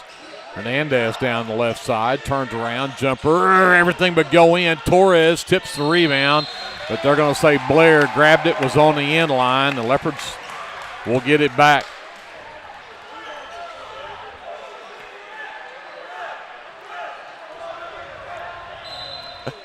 So they'll try this again. Hernandez lob in the lane. Cameron, and they're going to get the same thing again.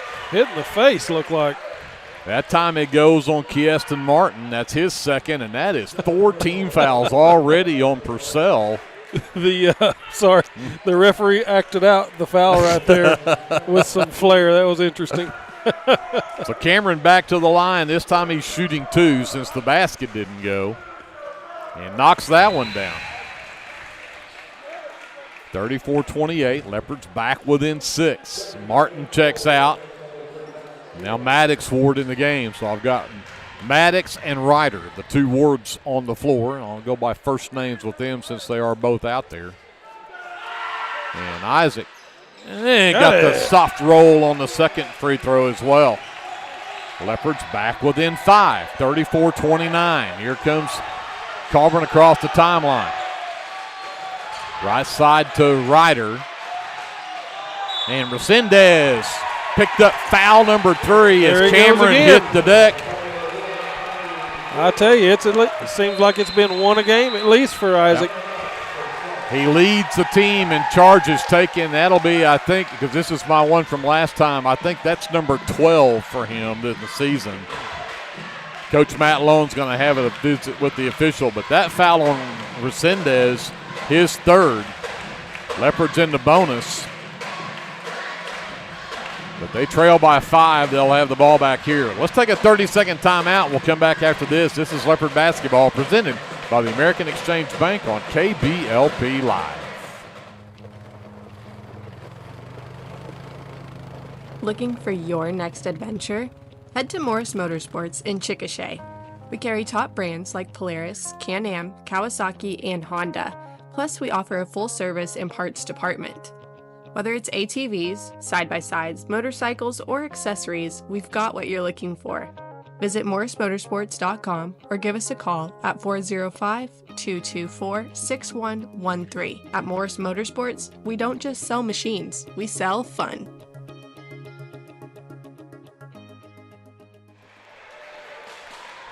(34-29) Purcell, a 5-point lead, 5:57 left to go in the 3rd quarter. It will be a Leopard basketball out of the timeout after the offensive foul called on number 1, Jamie Resendez, was his 3rd. And he stays on the floor. Here comes Fernandez the other way. Picked up by Ryder Ward. Taylor, top of the key, 3 ball on the way. No, back iron, no good, but right out to Russell. Russell inside to Hernandez. Back out to Taylor. The flyby. Up top, Cameron is all alone for 3, and that won't go either. That time, Resendez comes down with the miss. Auburn with the left wing. Picked up by Russell. He'll work to the top of the key. Back over left side for Blair. Inside Resendez. Looks to back down Hernandez. Hernandez flopped, and they're going to call the flop. And they'll little slap hands there is they'll call the flop, and he said, yeah, I did. Hey, I tried. That would have been number 4 if I could have got by with it, but that's just the first on Armando. And only the 2nd team foul. Inbounds comes into number 30, the Trip Eck. Blair, who cannot miss. Blair's on fire, man. What is he, 5 for 5 from the field? 5 for 5. Back to an 8-point game, the biggest lead for Purcell at 39-27. Valenciano to Cameron left side. Over to the right side, Russell, no. Rebound pulled down by Blair. Leopard's got the turnover but can't get the shot to go. That time Eck came out of there with it. Oh, there is another offensive foul as Cameron took another one. Wow, he was set. That's just a good job right there. Maddox Ward picks up the foul.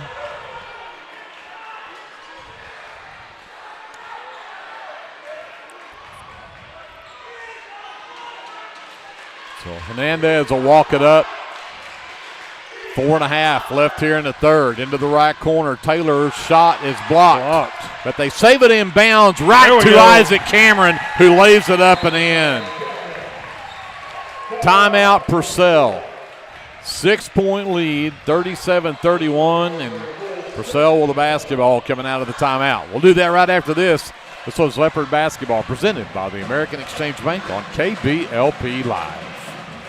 Sharon's Beauty Salon is your hometown stop for all of your salon needs. Give us a call or come by the salon to make an appointment. Go Leopards! A friend is someone who knows where you came from. Someone who always shows up when you need them. Hey, Ben. Someone who's there for the good times and the challenging ones. With comprehensive insurance policies backed by award-winning customer service, Shelter Insurance is committed to being there when you need us most. When the unexpected strikes, see Shelter Agent Caleb Smith in Lindsay.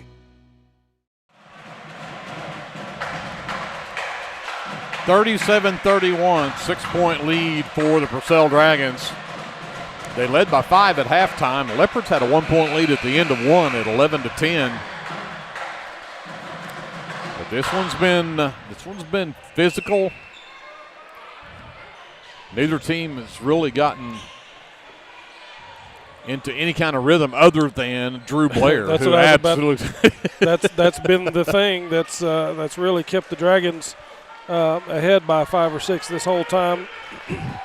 Is whenever we start to climb back in this thing just a little bit, he goes and drops another 3. He's got 15 of their 37 points. He's smoking right now. Carburn to Ryder. Back up top, Blair. Back over left side, Eck. Out into the corner, Carburn for 3. That doesn't drop. Rebound, Hernandez. Had it knocked out of his hands, and it'll stay with the Leopards.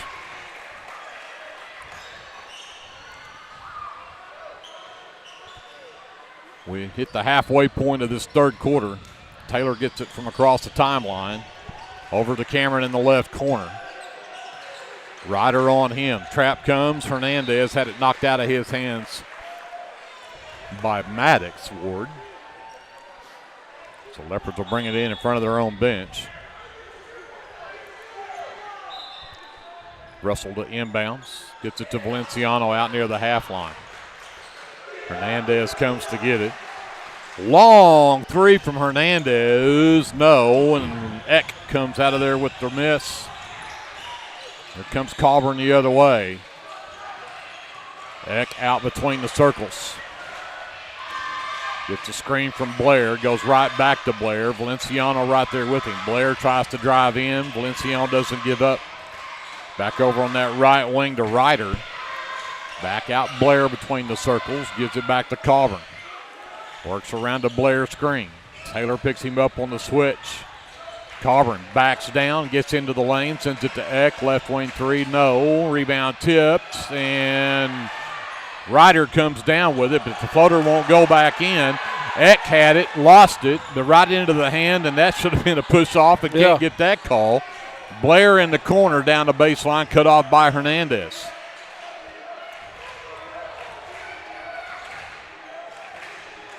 Carburn backs up, resets, gives it up to Eck. Goes right back to Carburn left wing. Back out for Blair. Back to Eck left wing. Blair gets it back. Hernandez won't let him out there on the line. Ryder Ward, scoop shot won't drop. Isaac Cameron pulls down the miss. That's his 5th rebound of the night. Here comes Hernandez with a head of steam. Taylor right corner. Backs up, has Ryder Ward on him. Looks to drive in. Step back 3 on the way. Got it! Creed Taylor's second 3 of the game. And we've got a 1-possession game. 37-34. And there's Carry. the travel. Coburn lost the handle on the basketball. It's just the 6th turnover on Purcell. Ward is out. Martin back in for Purcell. And Ryder Ward. Maddox Ward still in the game. Right elbow Russell. Hands to Cameron at the free throw line. He's got Blair on him. Looks to attack. Gets to the low post, right side. Stripped from behind. Took too long to decide to move. Here comes Maddox the other way with a head of steam. And they just moved. Hunter's got to stand there and take that charge. Maddox Ward got an easy one. 39-34. Back to a 5-point game. Up top, Isaac. Cameron hands to Taylor. To the free throw line. Now needs the help. Gets it out to Russell on the left wing. Back out Hernandez near the half line. He'll dribble right. Penetrates right side. Stops baseline. Puts it up short. Rebound tipped by Cameron. Martin had it, but Taylor knocks it out of bounds. It'll stay with Purcell.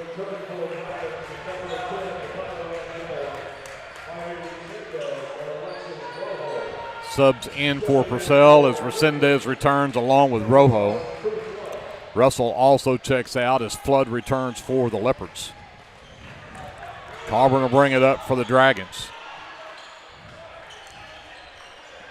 Eck out between the circles. Trying to get down the lane, and he does, and lays it up and in. Got around Taylor, and there was nobody home. It's back to a 7-point Purcell lead.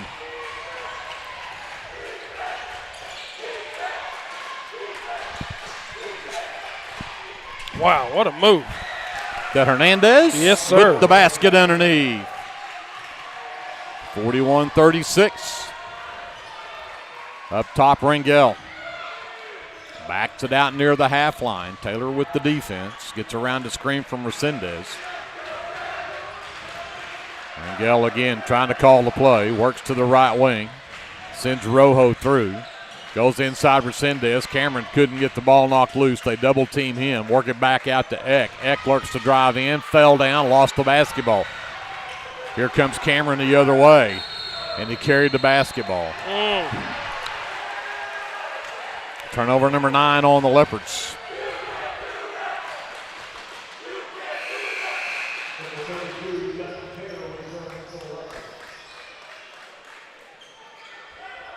So Taylor checks out.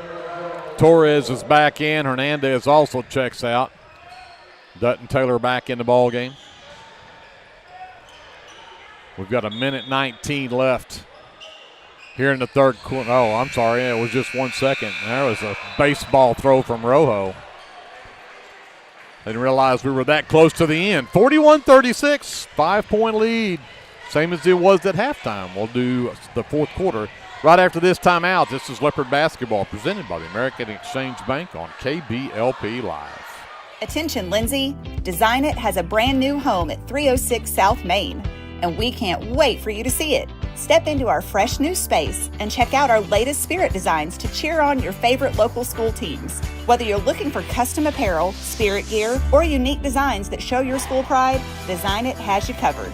Come celebrate our new location today at 306 South Main Street in Lindsay, because at Design It, school spirit starts here. For all your construction needs, give Brad Taylor a call with B&S Construction at 1-405-428-0039. B&S Construction specializes in concrete pads, sidewalks, and metal buildings of all sizes. Call Brad today for a free estimate. The crew at B&S Construction would like to wish the Leopards a safe and successful season. Go Lindsay!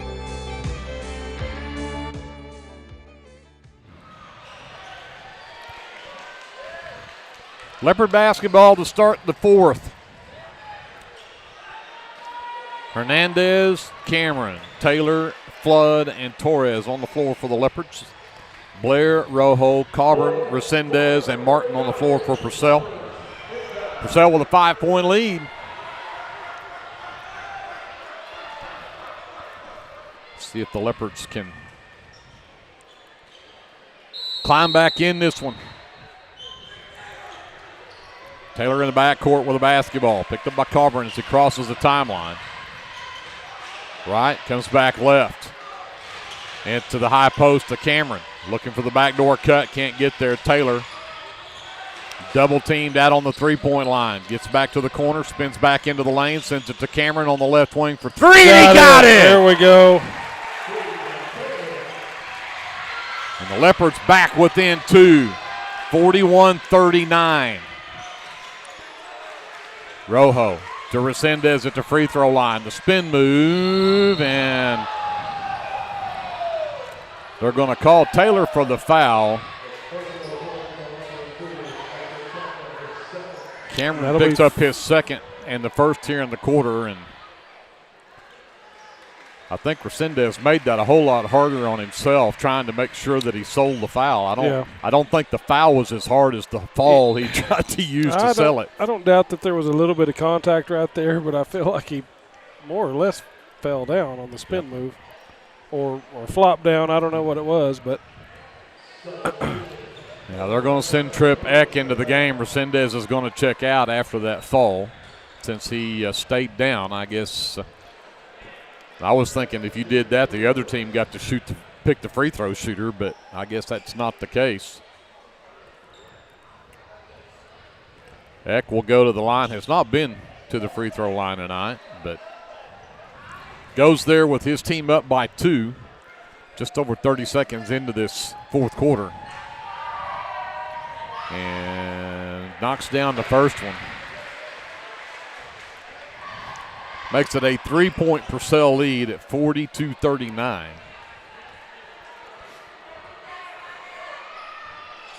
And he got them both. Got them both. I bet that's why they picked him. Flood checks out. Hunter Russell back in for the Leopards as they now trail by 4 at 43-39. Hernandez pushes it up on Rojo. Sends it to Russell left wing, picked up out there by Eck. Back between the circles, Cameron. Underneath, intended for Torres, and Blair steals it away. Got it to Eck, and here comes Coburn the other way. Leopards with their 10th turnover of the game. Out in the right corner, Martin. Back to the right wing. Coburn to Eck, right back to Coburn on the wing. Martin steps out. The handoff to Blair, top of the key, gets around the screen from Martin. Left elbow jumper won't go. Torres with the rebound, and the reach in from Kieston Martin is his third.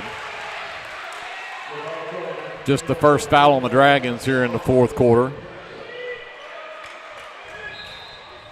Full court pressure here as Hernandez will get the ball and then go one-on-one with Rojo up the floor. The dribble handoff to Cameron, up top between the circles for Torres. Way out that left side. Russell back to Taylor about near the half line. Goes left, gets to the elbow left side, step back, 3 on the way, and it's good! Isaac's second 3 in the quarter, and the Leopards are back within 1. Yep. Martin to Blair. Coburn right wing. Back to Rojo, top of the key. His 3 on the way and good. Man. 46-42. Back to a 4-point game. Hernandez over to Cameron. Out to Russell. Back to Hernandez right side. Rojo out on him. Comes back to Taylor. Around the screen from Torres. Backs up. Torres rescreens. Taylor goes the other way. On the handle. Got his man in the air. Went to Russell on the right side. He's hounded over there. And then we'll get a reach-in foul. No, we'll get a timeout called by the Leopards. Smart timeout from Coach Boyer right there. Save that possession. Leopards within 4. We'll take it with him and come back after this. This is Leopard basketball presented by the American Exchange Bank on KBLP Live.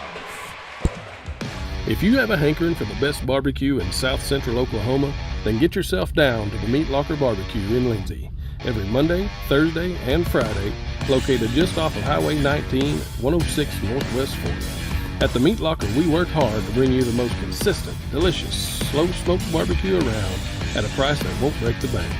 And don't forget, we cater too, and we'd love to do the cooking for your next event. So come see us or give us a call, 405-428-1198. And visit our new website at meatlockerbbqok.com for the latest Meat Locker merchandise. We're proud to sponsor this broadcast of Lindsay Leopard Athletics and want to wish all the students, faculty, and staff a successful year. 46-42, 5:30 left in the ball game. I need to correct myself. Creed Taylor hit a three while ago. I said it was Isaac Cameron who did it. It was Creed Taylor who hit the three, his third of the game. He now has 11 points in the game. Leopards with the ball out of the timeout, down by 4. Hernandez to the high post. The backdoor cut from Taylor, and Leopards turn it over. Pass was tipped, intended for Taylor to go in the backcourt. It would have been an easy basket if the pass had got there. Blair to Rojo between the circles, to the high post to Martin. Back out to Resendez, who's back in the ball game. Has those 3 fouls. Rojo's going to try another 3, and it's good. He got her. Man, didn't need that right then.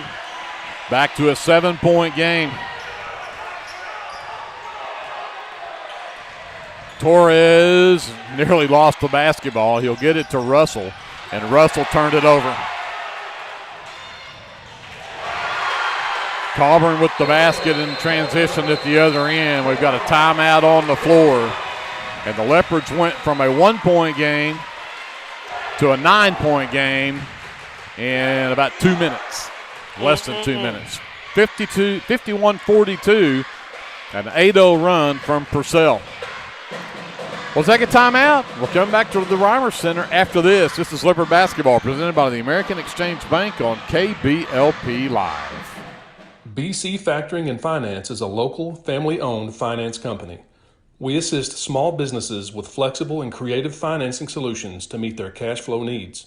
Call us to discuss ways we can help free up your time to focus on building your business.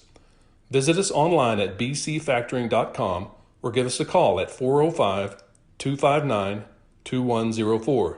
Go, Lindsay! The City of Lindsay is a proud sponsor of LHS Athletics and Academics and wishes all Leopards and Leopardettes a healthy, happy, successful season. 51-42. This was a 1-point game at 43-42 with 6:14 left. And we're down to 4:38, nearly 2 minutes. An 8-0 run from Purcell has taken it back to a 9-point game. Yeah, an unfortunate turn of events right there. Got ourselves deeper in the hole as we were just climbed back into the thing. See what the Leopards do to respond here. Rojo works on Hernandez as he gets it up the floor. Goes to Russell on the left wing. Blair on the defense. Cameron at the left elbow. Looking for Taylor out on the left wing. Got it to him. He'll go to work on Colburn. The step back 3 from Taylor is up and good. His 4th 3 of the game. Back to a 2-possession game. Now let's not let Rojo get loose again out here by himself. Leopards with some pressure. Martin out on the right wing. Back to Colburn between the circles. Hand off to Blair. Resendez, the spin move in the lane, traveled with it. And that's because Torres didn't bite on the initial move and was waiting for the spin. And when he got there, Torres was waiting on him. It's the 8th turnover on the Dragons. See if the Leopards can get back again. They're back within 6. Trapped in the backcourt. Got it across to Russell. He'll hand it back to Hernandez, and the Leopards nearly turned it over. They did. Doggone it. Come the other way. Blair sends it back out to Martin. Back to Colburn between the circles. Need a stop right here. Got to have a stop. 3:30 left in the game. Over to Rojo. Back out to Resendez. Back over to Rojo. Playing keep away from the Leopards right now. Blair has a wide open 3, and he knocks it down. His 5th 3 puts it back to a 9-point game. Back to Taylor on the right wing, and a reach in going to be called on Colburn. That's his 2nd. Be the 2nd team foul in the quarter. So no free throws for the Leopards, and they'll put them on the baseline to bring it in. Hernandez will trigger.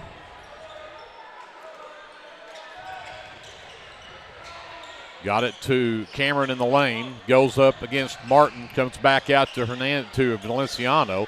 Russell left corner. Three is good. Hunter Russell for 3.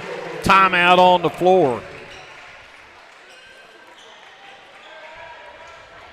Well, I heard a whistle. I don't know if there's a timeout or not. Oh, no. Okay, called something against Hernandez. I thought it was the timeout because I heard the whistle. But I saw him say something at the scores table about number 1. But so Leopards are back within 6, just under 3 to go in the ball game. Needham stops. They double team Coburn. Rojo left wing. Valenciano gives chase out near the half line. Reverses his field back into the lane. Left-hander up and in for Alexis Rojo. He's got 8 in the quarter. Leopards turn it over again. The chance to make this a double-digit lead. Hernandez with the steal. All the way to Taylor. The flyby. 3 ball on the way. It's good. And just like that, it's back to a 5-point game. 56-51. 1:17 left to go in the ball game.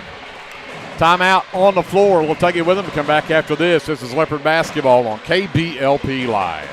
Insurance provides insurance coverage to best suit your needs. We offer auto, home, farm, life, and business policies. Come by 109 West Chickasaw or call 405-756-2253. Clements Insurance is carrying on the tradition to satisfy you. So come see me, Keith, or Beth. Go Lindsay.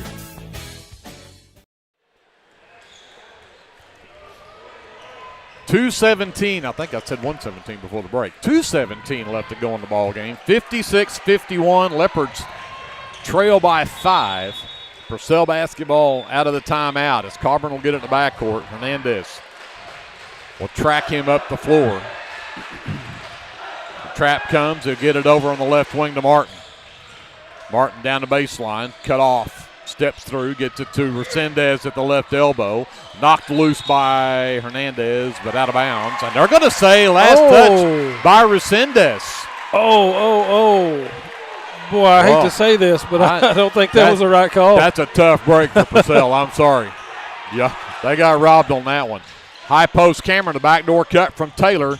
A little too deep on the pass. They'll have to bring it back out. It got Coburn in the air, but not enough room for the shot. Hernandez looks to penetrate, goes baseline, sends it out to top of the key to Cameron, to Russell, back to Cameron for 3, no. Taylor with the rebound, double teamed as he goes up and had it blocked.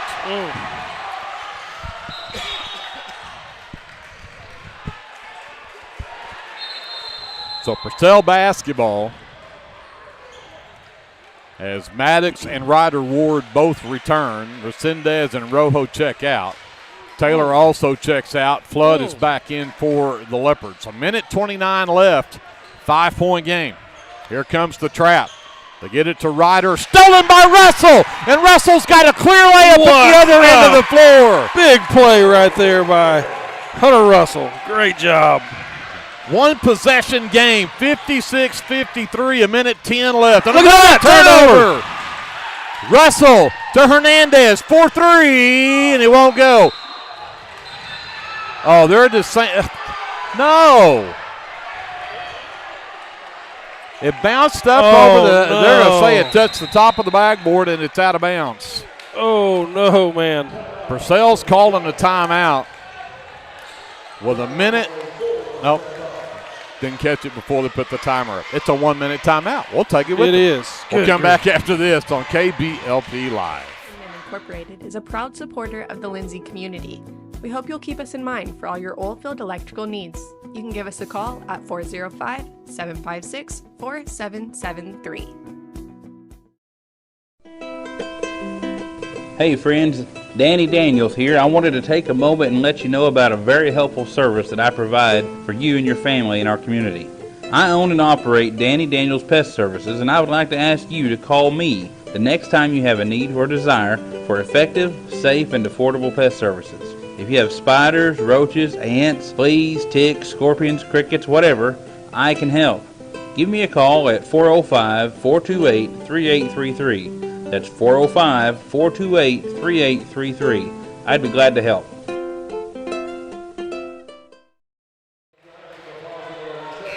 We have 1:04 left in the ball game. It's a 3-point Purcell lead at 56-53. They will have the ball as the official called it hitting the bracing above the backboard at some point. We've looked at the replay. I'm not sure that we agree with that, but we decided it's a makeup call for the one they called out of bounds off of them.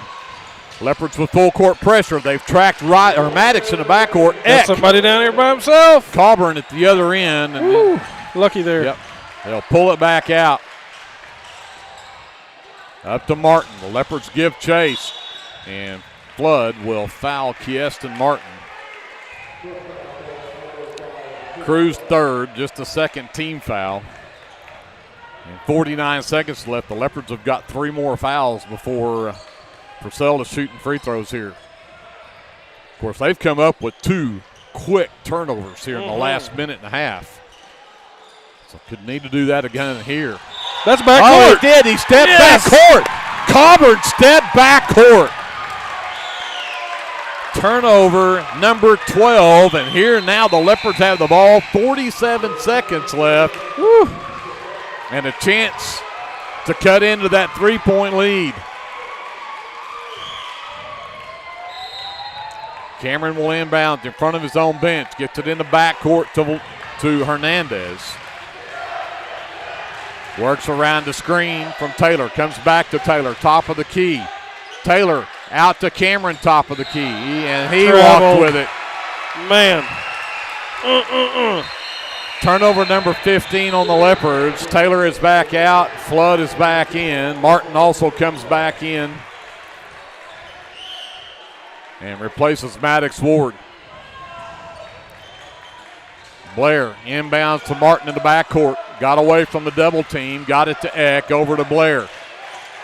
Down to less than 30 seconds in the ball game, and they'll foul Eck as Hernandez picks up just his second and only the third team. 26.9 left on the clock. And Maddox Ward's going to check back in. Kieston Martin checks out. And stepped on the line. He stepped on the line coming in. I guess Resendez. That's all I can figure. Purcell doing everything they can to hand this back to the Leopards. And now they're going to bring Torres back in the game. Replaces Valenciano.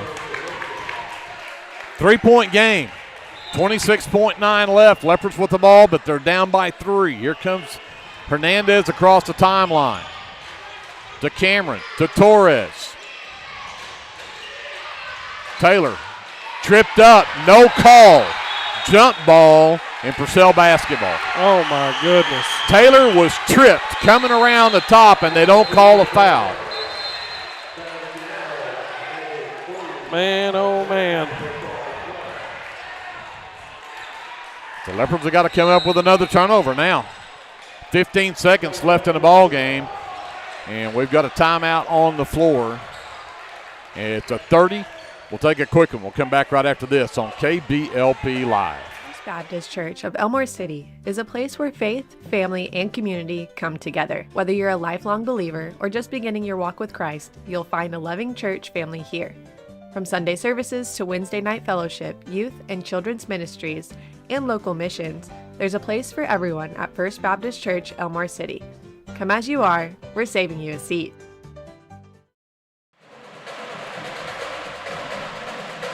$15 seconds left in the ball game, 15.4 if you want to be specific. 56-53 Purcell with a 3-point lead, and the Leopards only 3 team fouls, so this is if you don't get the steal off the initial inbounds pass, you got to foul immediately. Yep. Blair will inbound in front of the Leopard bench. Got them all watered up down there. Wow. They'll send a streak back. Got it to Martin. Martin double teamed, and they will foul Martin. And they'll get that on Cameron. That'll be his third, and the next foul will put Purcell at the free throw line. I think you'd want to go see Resendez out of the game, so you'd probably want to foul Martin. He's over. And Martin just checked out. So. Yeah, I don't know about the guys that are left. I don't know that any of them have really shot many free throws. Don't want to go Eck. Oh. Yep. Hernandez picks up the third. And that will put him at the line. I guess that's one way of getting the foul with no time going off the clock. 12.5 seconds left. Colburn at the line.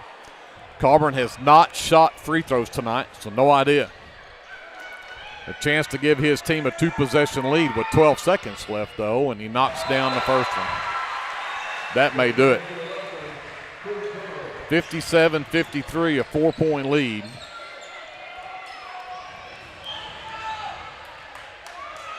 Taylor back in the game, Valenciano out. Colburn readies for his second free throw. And he knocks that one down too. That might make it a little too much now. Here comes Hernandez, and timeout called with 8.8 seconds left on the clock. We'll keep it here for this one. Coach Boyer using that hurry down the floor so he can bring the ball in on this end of the floor, but down by 5 with 8 seconds left, you almost have to have a catch-shoot three that goes in, and then you're running out of options right here. So you just got to fire one in there to one of your shooters and let them crank one up.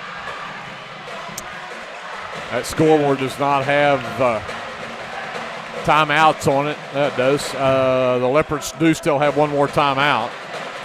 So I guess if you could get a shot to go, you could call a timeout, give your defense a chance to set up. But down 5. Need a small miracle right here.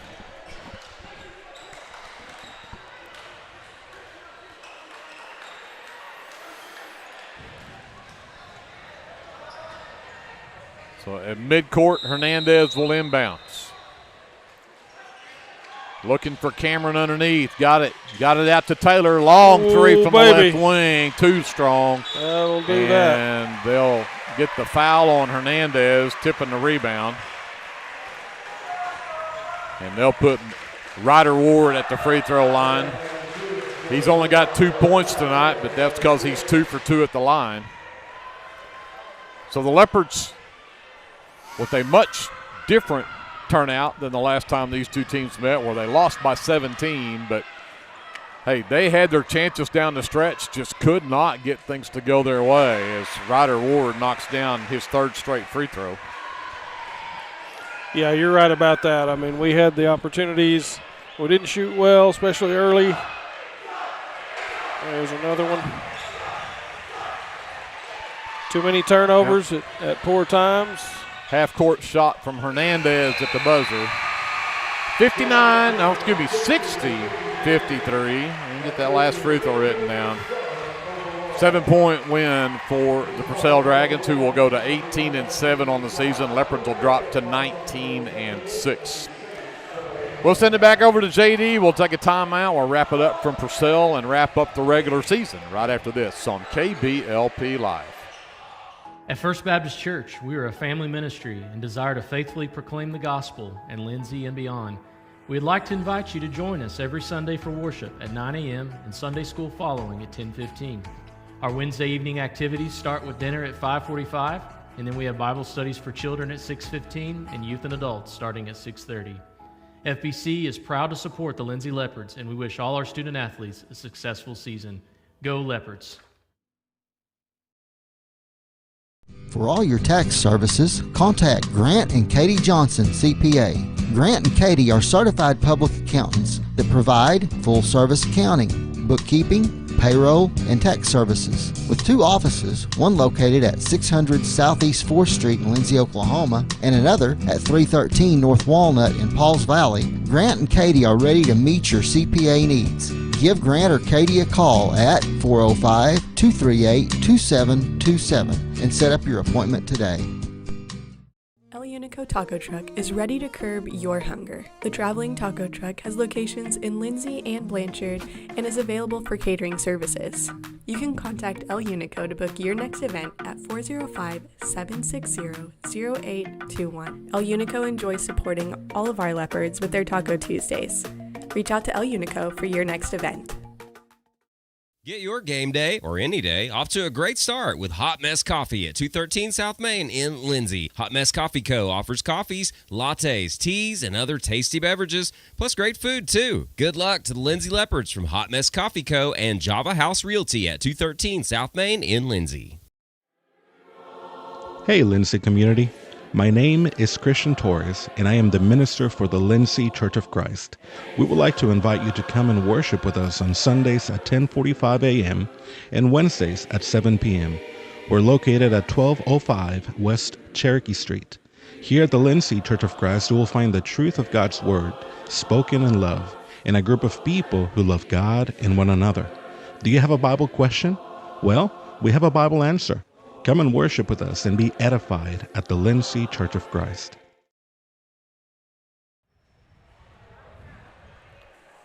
Back here in Purcell to wrap it up, the Dragons take the season sweep, defeat the Leopards again here tonight by 7 this time. It was 17 the first time. It's 60-53 the final score here tonight.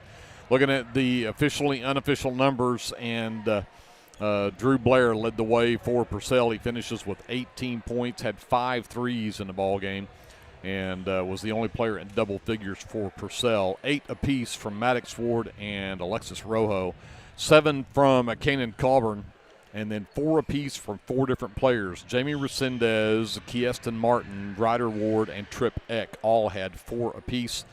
And then 2 points from Kyler Rangel and a free throw from Owen Milner rounds out the scoring for the Dragons, who I had 10 of 18 from the free throw line. Leopards had 2 players in double figures, and it was Isaac Cameron with 18 in the ball game. He had 13 of those in the second half. And then Creed Taylor finishes with 14, had 3 threes in that second half for his 9 from the second half. Had 4 threes in the game, but finishes with 14 points tonight. 9 points from Armando Hernandez. He had 2 threes in that first half as well. And then 8 from Hunter Russell. He had a couple of threes in the game.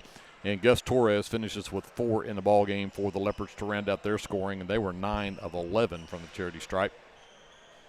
Leopards are -1 on the glass, 19-18, and then when you look at turnovers, that's the difference in the ball game, really. 16 for the Leopards, and I say difference, that's what really hurt the Leopards in the ball game. They end up with 16 in the ball game and 13 in the game for Purcell. With that, we'll go talk to Andrew, see what the shooting numbers look like. All right, team shooting starting with Purcell from 2-point range, 13 of 23 for 56%. From 3-point range, they shot 8 of 14. That comes out to 57%. From the free throw line, 10 of 18, 56%. And overall from the field, 21 of 37, 57%. So they go 56, 57, 56, and overall 57%. Very, very even shooting across the board. That's actually a pretty stellar average from 3-point range. No kidding. For the Leopards, from 2-point range, 7 of 16. They improved to 44% there from 33 at halftime. From 3-point range, 10 of 24. That's 42%. One really bright spot tonight for the Leopards. I had them 9 of 11. Is that what you had That's from what the I had, line? yep. That's 81%. That's what we're looking for. Overall from the field, 17 of 40 for 43%. And there you have it. Yeah, that again, the Leopards will drop to 19-6 as they wrap up the regular season, and had aspirations there of picking up the 20th win of the season. But hey, again, you take a regular season of 19-6, I'll take that. Oh, absolutely. 19-win season, that's awesome. That 20 would have sounded real nice. I mean, in college hoops, 20 is kind of the magic number. So you pull that off in high school, that's a fine job, even at 19. So nothing to hang their heads about. A little bit of a tough run here these last few weeks of the season, but we've played some very good basketball teams. And we've played them well.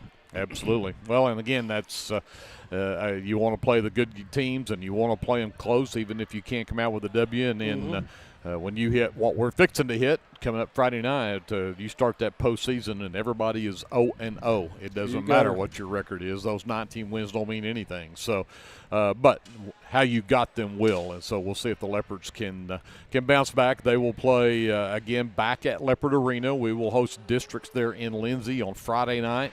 6 o'clock tip for the girls' game. The boys will follow after that on Friday night to take on Comanche in our district matchup. The winners of those games will play on Tuesday night over in Washington. The losers of those games will play on Thursday night in Washington. All of our regional games will be over in Washington coming up on Thursday, Friday, Saturday next week, of course, depending on who wins and loses. But the idea would be let's go win a couple Friday, and we can go over there and play on Tuesday, and maybe we don't have to play again until Saturday. That would be fine. That would be all right with me. So, again, the Leopardettes also took one on the chin tonight, 42-24. They were defeated by Purcell by 18 tonight on the girls' side as well. So the Purcell teams come out their final regular season games and homes on their home floor senior night and pick up 2 wins against the Leopards. With that, we're going to say goodnight. Big thank you to Andrew. Nice to have you back and did a great job. Yeah, hope I was some help. Absolutely, did a great job. And, of course, always nice to have J.D. back with us as we get set to go into postseason. And Kevin over on the camera did a great job as well. Jason Wallenberg back at our studios in Lindsay for Paige Sutherland, for CeCe Lyon, for all of us at KBLP. My name is Greg Fury. We're going to say goodnight from the Reimer Center. And we'll see you back at Leopard Arena Friday night, 5:45 pregame, 6 p.m. tip-off. The Lindsay Leopardettes, the Comanche Lady Indians district title on the line. We'll do that soon then. Until we see you then, remember, whatever you do, always be a good sport. American Exchange Bank, right here in Lindsay, is a locally owned and operated community bank that believes in just that, you, a community of fellow leopards. We love our customers. We feel very grateful for each one. So if you are looking for a safe place to put your money, need help achieving that next dream project, or are simply looking for a different banking experience, give us a call at 405-756-3101. We look forward to serving you each day. Member FDIC and Equal Housing Lender. Capturing all your special moments is such a blessing to me, from running down the ball field to walking down the aisle. Call or text Photography Blessings by Lacey for all your photography needs. 405-428-0305. Go Leopards and Leopardettes.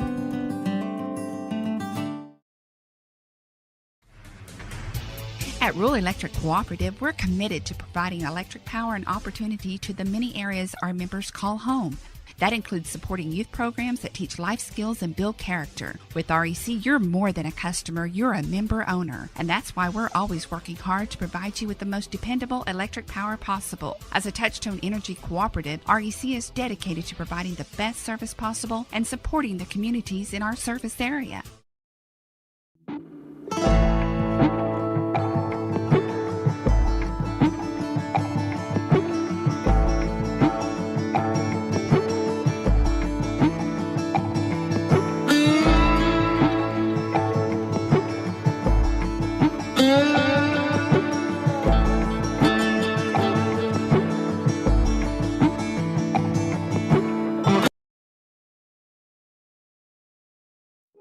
Sharon's Beauty Salon is your hometown stop for all of your salon needs. Give us a call or come by the salon to make an appointment. Go Leopards! Craving a taste of authentic Mexico right here in town? Head over to Casa 13. Order to go and settle in for all your leopard action at home. Now serving breakfast Saturdays and Sundays. Come see us at 110 Southeast 4th Street. Go Leopards! Clements Insurance provides insurance coverage to best suit your needs. We offer auto, home, farm, life, and business policies. Come by 109 West Chickasaw or call 405-756-2253. Clements Insurance is carrying on the tradition to satisfy you. So come see me, Keith, or Beth. Go Lindsay.